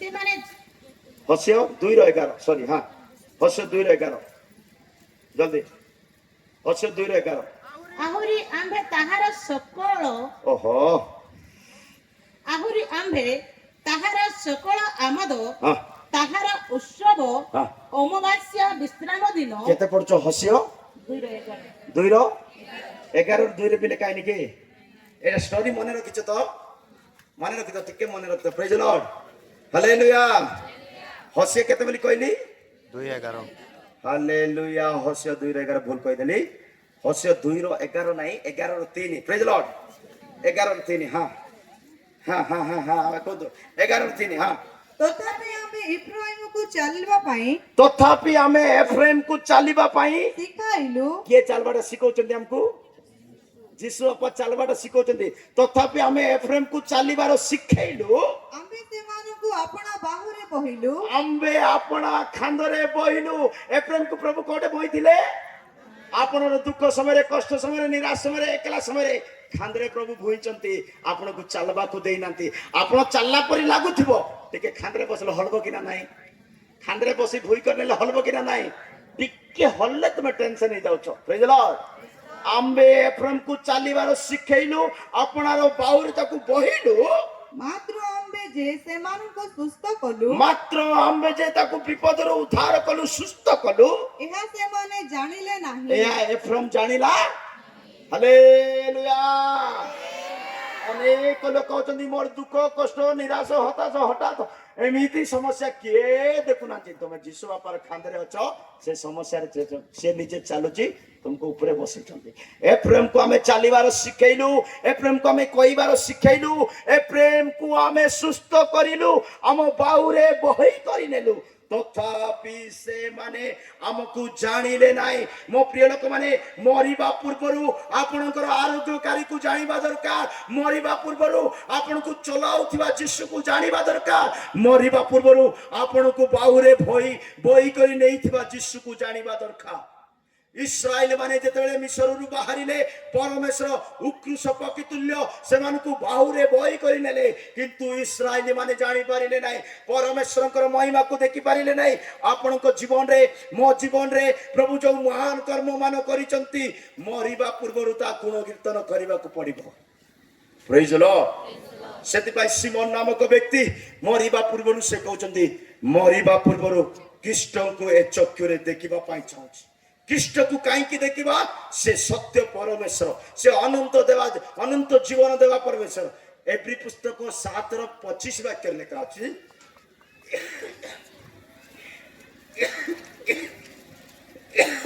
ଏଭ୍ରି 7:25 ଅତଏବ ତାହାଙ୍କ ଦ୍ୱାରା ଯେଉଁମାନେ ଈଶ୍ୱରଙ୍କ ନିକଟବର୍ତ୍ତୀ ହୁଅନ୍ତି ସେମାନଙ୍କୁ ସେ ସମ୍ପୂର୍ଣ୍ଣ ରୂପେ ପରିତ୍ରାଣ ଦେବାକୁ ସକ୍ଷମ ଅଟନ୍ତି ଆଉଥରେ ଅତଏବ ଅତଏବ ତାହାଙ୍କ ଦ୍ୱାରା ଯେଉଁମାନେ ଅତଏବ ତାଙ୍କ ଦ୍ୱାରା ଯୀଶୁ ଖ୍ରୀଷ୍ଟଙ୍କ ଦ୍ୱାରା ଯେଉଁମାନେ ଈଶ୍ୱରଙ୍କ ନିକଟବର୍ତ୍ତୀ ହୁଅନ୍ତି ଈଶ୍ୱରଙ୍କର ନିକଟବର୍ତ୍ତୀ ହୁଅନ୍ତି ସେମାନଙ୍କୁ ସେ ସମ୍ପୂର୍ଣ୍ଣ ରୂପେ ପରିତ୍ରାଣ ପରିତ୍ରାଣ ଦେବାକୁ ସକ୍ଷମ ହାଲେଲୁୟା ଯୀଶୁ ଖ୍ରୀଷ୍ଟଙ୍କ ଦ୍ୱାରା ଯେଉଁମାନେ ପିତାଙ୍କ ନିକଟକୁ ଆସିବା ପାଇଁ ଚାହୁଁଛନ୍ତି ସେ ସମ୍ପୂର୍ଣ୍ଣ ରୂପରେ ଆପଣଙ୍କୁ ପରିତ୍ରାଣ ଦେବେ ମୋ ପ୍ରିୟ ଲୋକମାନେ ସେଥିପାଇଁ ମରିବା ପୂର୍ବରୁ ଜଣେ ବ୍ୟକ୍ତି ଯୀଶୁକୁ ଜାଣିବା ଦରକାର ପ୍ରେଜ୍ ଲର୍ଡ ସମୟ ହେଇଯାଉଛି 2 ନମ୍ବର ପଏଣ୍ଟକୁ ଯିବା ମରିବା ପୂର୍ବରୁ କଣ କରିବାକୁ ହେବ ଶୁଣିବା ତ ମରିବା ପୂର୍ବରୁ ଜଣେ ବ୍ୟକ୍ତି ଈଶ୍ୱରଙ୍କ ରାଜ୍ୟର ଶକ୍ତି ବିଷୟରେ ଜାଣି ରହିବା ଦରକାର। ତମେ ମରିଲେ ଏ ଗ୍ରାମରେ ରହିବ ନାହିଁ, ତମେ ମରିଲେ ମଶାଣୀରେ ମଧ୍ୟ ରହିବ ନାହିଁ, ତମେ ମରିଲେ ବଙ୍ଗଳାରେ ରହିବ ନାହିଁ, ତମେ ମରିଲେ ଈଶ୍ୱରଙ୍କ ରାଜ୍ୟକୁ ଯିବ। ସେଥିପାଇଁ ଈଶ୍ୱରଙ୍କ ବାକ୍ୟ କହେ ମରିବା ପୂର୍ବରୁ ଜଣେ ବ୍ୟକ୍ତି ସ୍ୱର୍ଗର ବିଷୟରେ ଜ୍ଞାନ ରଖିଥିବା ଦରକାର। ହାଲେଲୁୟା। ସ୍ୱର୍ଗ ଅଛି କି ଆଜ୍ଞା? ନରକ ଅଛି କି ଆଜ୍ଞା? ସ୍ୱର୍ଗ ସତ୍ରିକୁ ସତ ଅଛି କି ଆଜ୍ଞା? ସ୍ୱର୍ଗୀ ଗୁଡା ମୁଁ ଦେଖିଥିଲି, ସ୍ୱର୍ଗୀ ଗୁଡା ମୁଁ ଦେଖିଥିଲି, ନୂଆଗାଁ ମୁଁ ଦେଖିଥିଲି, ଜୟପୁର ମୁଁ ଦେଖିଥିଲି, ବମ୍ବେ ମୁଁ ଦେଖିଥିଲି। ମୁଁ ଦେଖିନି ବୋଲେ କଣ ସେଟା ନଥିଲା କି? ମୁଁ ଦେଖିନି ବୋଲେ ସେଟା ନଥିଲା କି? ସ୍ୱର୍ଗୀ ଗୁଡା ଦେଖିନଥିଲି ଯେ ସେଟା ନଥିଲା କି? ତୁମେ ବମ୍ବେ କେତେ ଜଣ ଦେଖିନ? କେତେ ଜଣ ତୁମେ ବମ୍ବେ ଦେଖିନି ଯେ ବମ୍ବେ ନାହିଁ କି? ହାଲେଲୁୟା। ଗୋଟେ ନାଁର ଶବ୍ଦ, ଗୋଟେ ନାଁର ଶବ୍ଦ ତୁମେ କାନକୁ ଶୁଣିଦେଲ ବୋଲେ ସେଟା ଅଛି, ସେଟା ମୋବାଇଲ ବୋଲି ଶୁଣିଲ ବୋଲେ ମୋବାଇଲ ଅଛି, ଲାପଟପ ବୋଲି ଶୁଣିଲ ବୋଲେ ଲାପଟପ ଅଛି, ଆଇପ୍ୟାଡ ବୋଲି ଶୁଣିଲ ବୋଲେ ଆଇପ୍ୟାଡ ଅଛି, ସାର୍ଟ ବୋଲି ଶୁଣିଲ ବୋଲେ ସାର୍ଟ, ନର୍କ ବୋଲି ଶୁଣିଲ ବୋଲେ ନର୍କ ଅଛି, ସ୍ୱର୍ଗ ବୋଲି ଶୁଣିଲ ବୋଲେ ସ୍ୱର୍ଗ, ସ୍ୱର୍ଗ ଅଛି କି ଆଜ୍ଞା ବୋଲି କେତେ? ପ୍ରେଜ୍ ଦ ଲର୍ଡ। ମରିବା ପୂର୍ବରୁ ଜଣେ ବ୍ୟକ୍ତି ସ୍ୱର୍ଗ ବିଷୟରେ ଜ୍ଞାନ ରଖିବା ଦରକାର। ଈଶ୍ୱରଙ୍କ ବାକ୍ୟ କହେ ମାର୍କ ରଚିତ ସୁସମାଚାର, ମାର୍କ ରଚିତ ସୁସମାଚାର 9:1 ବାକ୍ୟରେ ଲେଖା ଅଛି, 9:1 ବାକ୍ୟରେ ଲେଖା ଅଛି ମୃତ୍ୟୁ ପୂର୍ବରୁ ଆମେ ଈଶ୍ୱରଙ୍କ ରାଜ୍ୟର ଶକ୍ତି ବିଷୟରେ ଜାଣିବା ଦରକାର। ପୁନଶ୍ଚ ଯୀଶୁ ସେମାନଙ୍କୁ କହିଲେ, ପୁନଶ୍ଚ ଯୀଶୁ ସେମାନଙ୍କୁ କହିଲେ ମୁଁ ତୁମମାନଙ୍କୁ ସତ୍ୟ କହୁଅଛି, ମୁଁ ତୁମମାନଙ୍କୁ ସତ୍ୟ କହୁଅଛି, ଈଶ୍ୱରଙ୍କ ରାଜ୍ୟକୁ ପରାକ୍ରମରେ ଈଶ୍ୱରଙ୍କ ରାଜ୍ୟକୁ ପରାକ୍ରମରେ, ଉପସ୍ଥିତ ନ ଦେଖିବା ପର୍ଯ୍ୟନ୍ତ, ଈଶ୍ୱରଙ୍କ ରାଜ୍ୟ ପରାକ୍ରମରେ ତଳକୁ ଆସିବାର ନ ଦେଖିବା ପର୍ଯ୍ୟନ୍ତ, ଏଠାରେ ଠିଆ ହୋଇଥିବା ଏଠାରେ ଠିଆ ହେଇଥିବା ଲୋକମାନେ, ଏଠାରେ ବସିଥିବା ଲୋକମାନେ ଲୋକମାନଙ୍କ ମଧ୍ୟରୁ କେତେକ କୌଣସି ପ୍ରକାରେ ମୃତ୍ୟୁର ଆସ୍ପଦ ପାଇବେ ନାହିଁ। ମୃତ୍ୟୁର ଆସ୍ୱାଦ ଶକ୍ତି, ଈଶ୍ୱରଙ୍କ ରାଜ୍ୟର ଶକ୍ତି ନ ଜାଣିବା ପର୍ଯ୍ୟନ୍ତ ଏଠାରେ ଠିଆ ହେଇଥିବା, ଏଠାରେ ବସିଥିବା କୌଣସି ବ୍ୟକ୍ତି ମରିବାକୁ ନୁହଁ। ମାନେ ସରଳ ଆଉ ସହଜ ଭାବରେ କହିବି, ଆଜି ମରନ୍ତୁ, କାଲିକି ମରନ୍ତୁ, ପରଦିନକୁ ମରନ୍ତୁ, 6 ମାସ ଗଲେ ବି ମରନ୍ତୁ, ମରିବା ପୂର୍ବରୁ ସ୍ୱର୍ଗକୁ ଜାଣିକରି ମରନ୍ତୁ, ତୁମର ଘରକୁ ଜାଣିକରି ମରନ୍ତୁ। ଯୀଶୁ କହିଲେ ମୋ ପିତାଙ୍କ ଗୃହରେ ଅନେକ ବାସସ୍ଥାନ ଅଛି, ମୁଁ ଯାଇ ତୁମମାନଙ୍କ ନିମନ୍ତେ ଘର ପ୍ରସ୍ତୁତ କରିବି। ଯଦି ତୁମର ଘର ରାଡି ହେଇଗଲା ବୋଲେ ମୁଁ ଆସିକରି ତୁମକୁ ନେଇଯିବି, ମୁଁ ଯୋଉଟେ ରହିବି ତୁମେମାନେ ମଧ୍ୟ ମୋ ସହିତ ସେଠାରେ ରହିବ ବୋଲି ଜନ ରଚିତ ସୁସମାଚାର 14:2 ବାକ୍ୟ ପଢନ୍ତୁ। ମୋର ପିତାଙ୍କ ଗୃହରେ ମୋର ପିତାଙ୍କ ଗୃହରେ ଅନେକ ବାସସ୍ଥାନ ଅଛି, ବହୁତ ଘର ଅଛି, ଯଦି ନଥାନ୍ତା ଯଦି ନଥାନ୍ତା ତାହାହେଲେ ମୁଁ ତୁମମାନଙ୍କୁ କହିଥାନ୍ତି, ତାହେଲେ ମୁଁ ତୁମମାନଙ୍କୁ କହିଥାନ୍ତି। ମୁଁ ତୁମମାନଙ୍କ ନିମନ୍ତେ ହଁ, ସ୍ଥାନ ପ୍ରସ୍ତୁତ କରିବାକୁ ଯାଉଅଛି। ମୁଁ ତୁମ ନିମନ୍ତେ ଗୋଟେ କୋଠରୀ ବା ରୁମ୍ ବା ଘର ତିଆରି କରିବା ପାଇଁ ଯାଉଅଛି। ପୁଣି ମୁଁ ଯାଇ ହଁ, ତୁମମାନଙ୍କ ନିମନ୍ତେ ସ୍ଥାନ ପ୍ରସ୍ତୁତ କଲେ ମୁଁ ଯିବି ତୁମମାନଙ୍କ ପାଇଁ ଗୋଟେ ରୁମ୍ ତିଆରି କରିବି, ଘର ତିଆରି କରିବି, ତୁମର ନାଁରେ ରେଜିଷ୍ଟର କରିବି, ପୁନର୍ବାର ଆସିବି, ହେଇଗଲା ପରେ ପୁନର୍ବାର ଆସିବି। ଆଉ ମୁଁ ଯେଉଁ ସ୍ଥାନରେ ଥାଏ ମୁଁ ଯୋଉଠି ରହିବି, ମୁଁ ଯୋଉ ସ୍ୱର୍ଗରେ ରହିବି, ତୁମ୍ଭେମାନେ ମଧ୍ୟ ଯେପରି ହଁ, ସେହି ସ୍ଥାନରେ ରହିବ। ହାଲେଲୁୟା। ଯୀଶୁ ବାପା ରହିବା ଜାଗାରେ ତୁମେ ରହିବା ପାଇଁ ଚାହୁଁଛ ବୋଲେ ସେ ପିତାଙ୍କ ଗୃହରେ ଅନେକ ବାସସ୍ଥାନ ଅଛି, ସେ ବାସସ୍ଥାନ ବିଷୟରେ ଏବେଠୁ ଜାଣିବା ଦରକାର। ହାଲେଲୁୟା। ମତେ ଯଦି କାହା ଘରେ ରହିବାର ଅଛି ବୋଲେ ସେ ଗାଁର ସେ ଲୋକର ଟିକେ ପରିଚୟ ମତେ ରହିବା ଦରକାର। ପ୍ରେଜ୍ ଦ ଲର୍ଡ। ମୁଁ ଯଦି ସ୍ୱର୍ଗ ଯିବି ବୋଲେ ସ୍ୱର୍ଗର ମାଲିକକୁ ମୁଁ ଚିହ୍ନିଥିବାର ଅଛି। ଶୁଣୁଛ କି? ମୁଁ ଯଦି ସ୍ୱର୍ଗରେ ରହିବା ପାଇଁ ଚାହୁଁଛି ବୋଲେ ସ୍ୱର୍ଗର ମାଲିକକୁ ମୁଁ 2 ଜଣ ଚର ବ୍ୟକ୍ତି ଯୀଶୁଙ୍କର ଡାହାଣ ବାମ ପାର୍ଶ୍ୱରେ କ୍ରୁଶରେ ଝୁଲୁଛନ୍ତି, ଯୀଶୁ ବାପା ବି ମଝିରେ ଝୁଲୁଛନ୍ତି। ଜଣେ ଚର କହୁଛନ୍ତି ତୁମେ ଯଦି ଖ୍ରୀଷ୍ଟ, ତୁମେ ଯଦି ଯୀଶୁ, ତୁମେ ଯଦି ଉଦ୍ଧାରକର୍ତ୍ତା, ନିଜକୁ ବଞ୍ଚା, ଆମକୁ ବଞ୍ଚା, ତାର କ୍ଲୋଜ ସେତିକି ଏକା। କିନ୍ତୁ ଆଉ ଗୋଟେ ଚର କହୁଛନ୍ତି ହେ ଯୀଶୁ, ତୁମେ ଯେତେବେଳେ ତୁମ ରାଜ୍ୟକୁ ଯିବ ଏ ପାପୀକୁ ଟିକେ ସ୍ମରଣ କର, ମନେ ପକାଅ। ମାନେ ସେ ପାପୀ ବ୍ୟକ୍ତି ଜାଣିଗଲେ, ସେ ଜେଲରେ ଥିବା ବ୍ୟକ୍ତି ଜାଣିଗଲେ, ସେ କ୍ରୁଶରେ ଝୁଲୁଥିବା ଅନ୍ୟ ବ୍ୟକ୍ତି ଜାଣିଗଲେ ଇଏ ସ୍ୱର୍ଗର ମାଲିକ, ଆକୁ ମୁଁ ବିଶ୍ୱାସ କଲେ ଏବେ ଆକାର ସହିତ ସ୍ୱର୍ଗକୁ ପଳେଇ ବୋଲି ପ୍ରାର୍ଥନା କଲେ। ଯୀଶୁକୁ କହିଲେ, ଯୀଶୁ କହିଲେ आज ही तुम्हें मो सहित परदेश रे हेबो प्रेज द लॉर्ड स्वर्गर मालिक को जानतु मरिबा पूर्व स्वर्ग को जानिबा दरकार जॉन रचित सुसमाचार 3:5 वाक्य रे लिखा अछि जॉन रचित सुसमाचार 3:5 वाक्य रे लिखा अछि जणे व्यक्ति जदि मन परिवर्तन करी बपतिस्म न निए ईश्वर राज्य को देखि पारबो नै स्पष्टटा अलगा देखि पारबो नै ଯୀଶୁ ଉତ୍ତର ଦେଲେ जिसु उत्तर देले ସତ୍ୟ ସତ୍ୟ ମୁଁ ତୁମକୁ କହୁଅଛି सत्य सत्य मु तुमको कहू अछि ଜଳ ଓ ଆତ୍ମାର ଜନ୍ମ ନ ନେଲେ जल व आत्मा रे जन्म न नेले जल व आत्मा रे बपतिस्म न नेले କେହି ଈଶ୍ୱରଙ୍କ ରାଜ୍ୟରେ ପ୍ରବେଶ କରିପାରେ ନାହିଁ ईश्वर को राज्य रे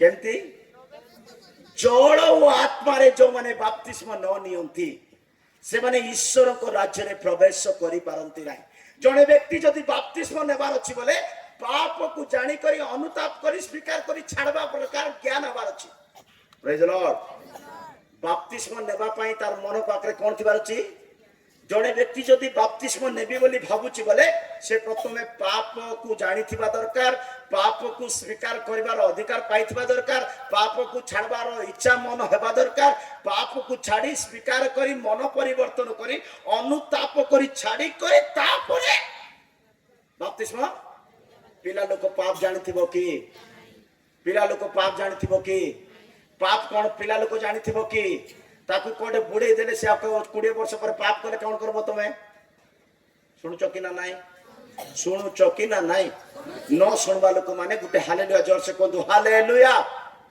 प्रेज द लॉर्ड पास हे गलो प्रभुଙ୍କର महानाम धन्यवाद हो प्रेरित पुस्तक 2:38 वाक्य मन परिवर्तन करे अनुताप करे हृदय सब अधर्म को काढ़ी पका तापर धीरे पानी रे उलाई पका हां ତେଣୁ ପିତର ସେମାନଙ୍କୁ କହିଲେ तेणु पितर सेमानंकु कइले ଆପଣ ମାନେ ମନ ପରିବର୍ତ୍ତନ କରନ୍ତୁ मन परिवर्तन करंतु कठिन हृदय को रखंतु नहीं ज्ञानी परि कथाबार्ता हुंतु नहीं निश्वास भड़ारे मिलिछि मने रखि थांतु मन परिवर्तन करंतु ଆଉ ନିଜ ନିଜ ପାପ କ୍ଷମା ନିମନ୍ତେ निजर पाप क्षमा निमंते मु पाप करिछि मते बपतिस्म दरकार बोले मु पाप को स्वीकार करी छाड़बा पड़बो मोर पाप पई तमे गादे पकेल हेबो कि मुई कादो लगे ही देछि तमे साबुन लगेले सफा हो कि आज चर्च रे कोड सिकेली चर्च रे कोन सिकेले आज धोइबा हमर जीसु केमती बढ़िया धोबी बोली कहली ना नाही हमर जीसु बढ़िया धोबी बोलर सफा करबो जदी एबे तमे समर्पण एबो तो भूल कथा नाही बोल से सफा करबो से सफा करबा समय रे एमिति रगड़ी बजे साबुन पानी भरबो नै चमड़ा भरी पड़े कोन लेखा अछि सकाळ कहली सकाळ पद पर्व को असला हैं मलाकी 3 रो केते कहिथिली मलाकी 3 रो केते कहि हमर जीसु भयंकर भयंकर धोबी पुणी हां मलाकी केते कहिथिली फटकन पडंतु पडबे नै मुआ कहबी नै प्रेज लॉर्ड जीसु आपा गोटे भयंकर धोबी कोडे कहिथिली ପୁଣି ସେ ରୌପ୍ୟ ପରିଷ୍କାରକ मलाकी 3:2 वाक्य पढंतु हां ମାତ୍ର ତାହାଙ୍କର ଆଗମନ ଦିନ पुणी तांकर आगमन दिन କିଏ ସହିପାରେ किए सही परिबो ଆଉ ସେ ଦର୍ଶନ ଦେବା ବେଳେ आउ से दर्शन देबा बेले କିଏ ଠିଆ ହେବ किए ठिया हेबो କାରଣ ସେ हां हां ପରିଷ୍କାରକାରୀର ଅଗ୍ନି ତୁଲ୍ୟ से कारण से सुनार परिष्कारकारी अग्नि तुल्य ଓ ରଜକର କ୍ଷାର ସ୍ୱରୂପ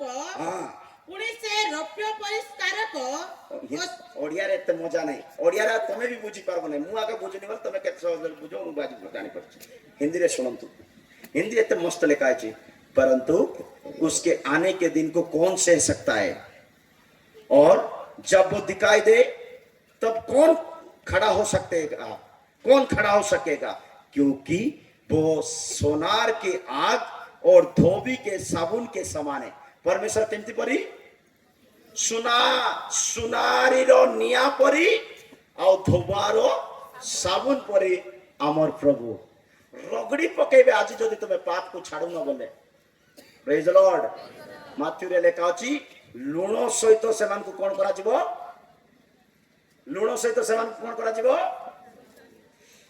माने से ओडिया शब्द मन पाटी कसुनी लुण सहित ताको मालिश करी नियार पके देबे चाइ चाइ चीचा होती बना के हालेलुया मन परिवर्तन करंतु पाप स्वीकार करंतु मरिबा पूर्वरु ईश्वर को राज्यर शक्ति को जानी करी मरंतु मो प्रिय लोक ईश्वर को राज्यर शक्ति को जानतु से परिष्कार अग्नि सदृश से परिष्कार धोबी सदृश धोबा लोक मैंने केंती मारती ड्रेस को टाड़ाक टाड़ाक एंती गाना मारती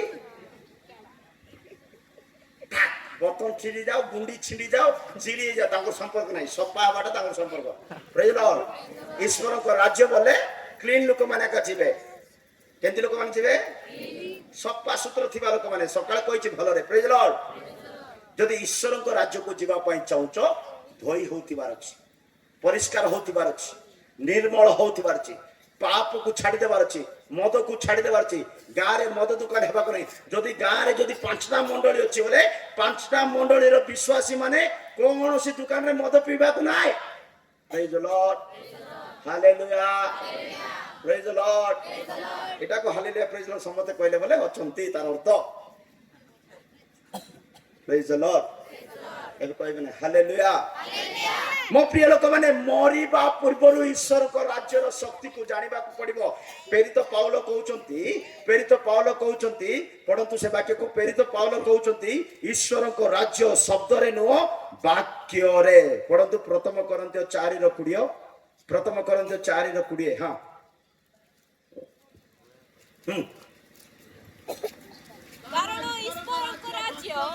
कारण ईश्वर को राज्य वाक्य नुहे कथा कहला पर ईश्वर को राज्य नुहे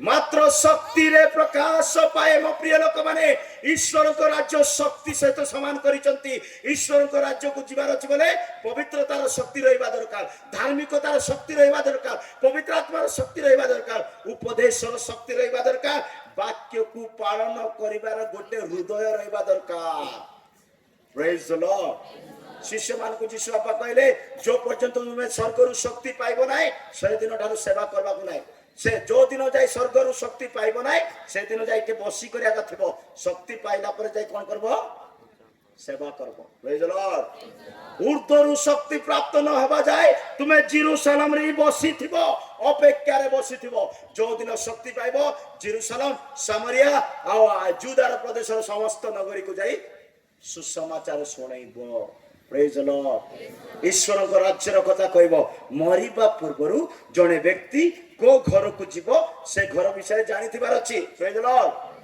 मने कर बॉम्बे रु बाहरले कोट रु बाहरले स्वर्गीगुडा जीवा पई बाहरले कोट को बाहरले स्वर्गीगुडा कोटे अछि को घरे रहबी को गां को जीवी मते न जानिथिले मु बॉम्बे रु बाहरबी की टिकट पैसा न पठैथिले मीटिंग डेट कंफर्म नै थिले बॉम्बे रु बाहरबी की बॉम्बे रु बाहरी ची स्वर्गीगुडा पाई बोले ऑलरेडी डिसाइड हेछि नै कि जदि स्वर्ग जीवा पाई चाहूची मरला परे बोले स्वर्ग विषय मते पूरा आगुरु डिसाइड करबा को नरक जीवी कि स्वर्ग जीवी शैतान रो मुख देखबा पाई जीवी कि यीशु बाबार मुंह देखबा पाई जीवी we have to decide before death hallelujah मृत्यु पूर्व आपण डिसाइड करंतु कार घर को जाई रहबा पाई चाहूचंती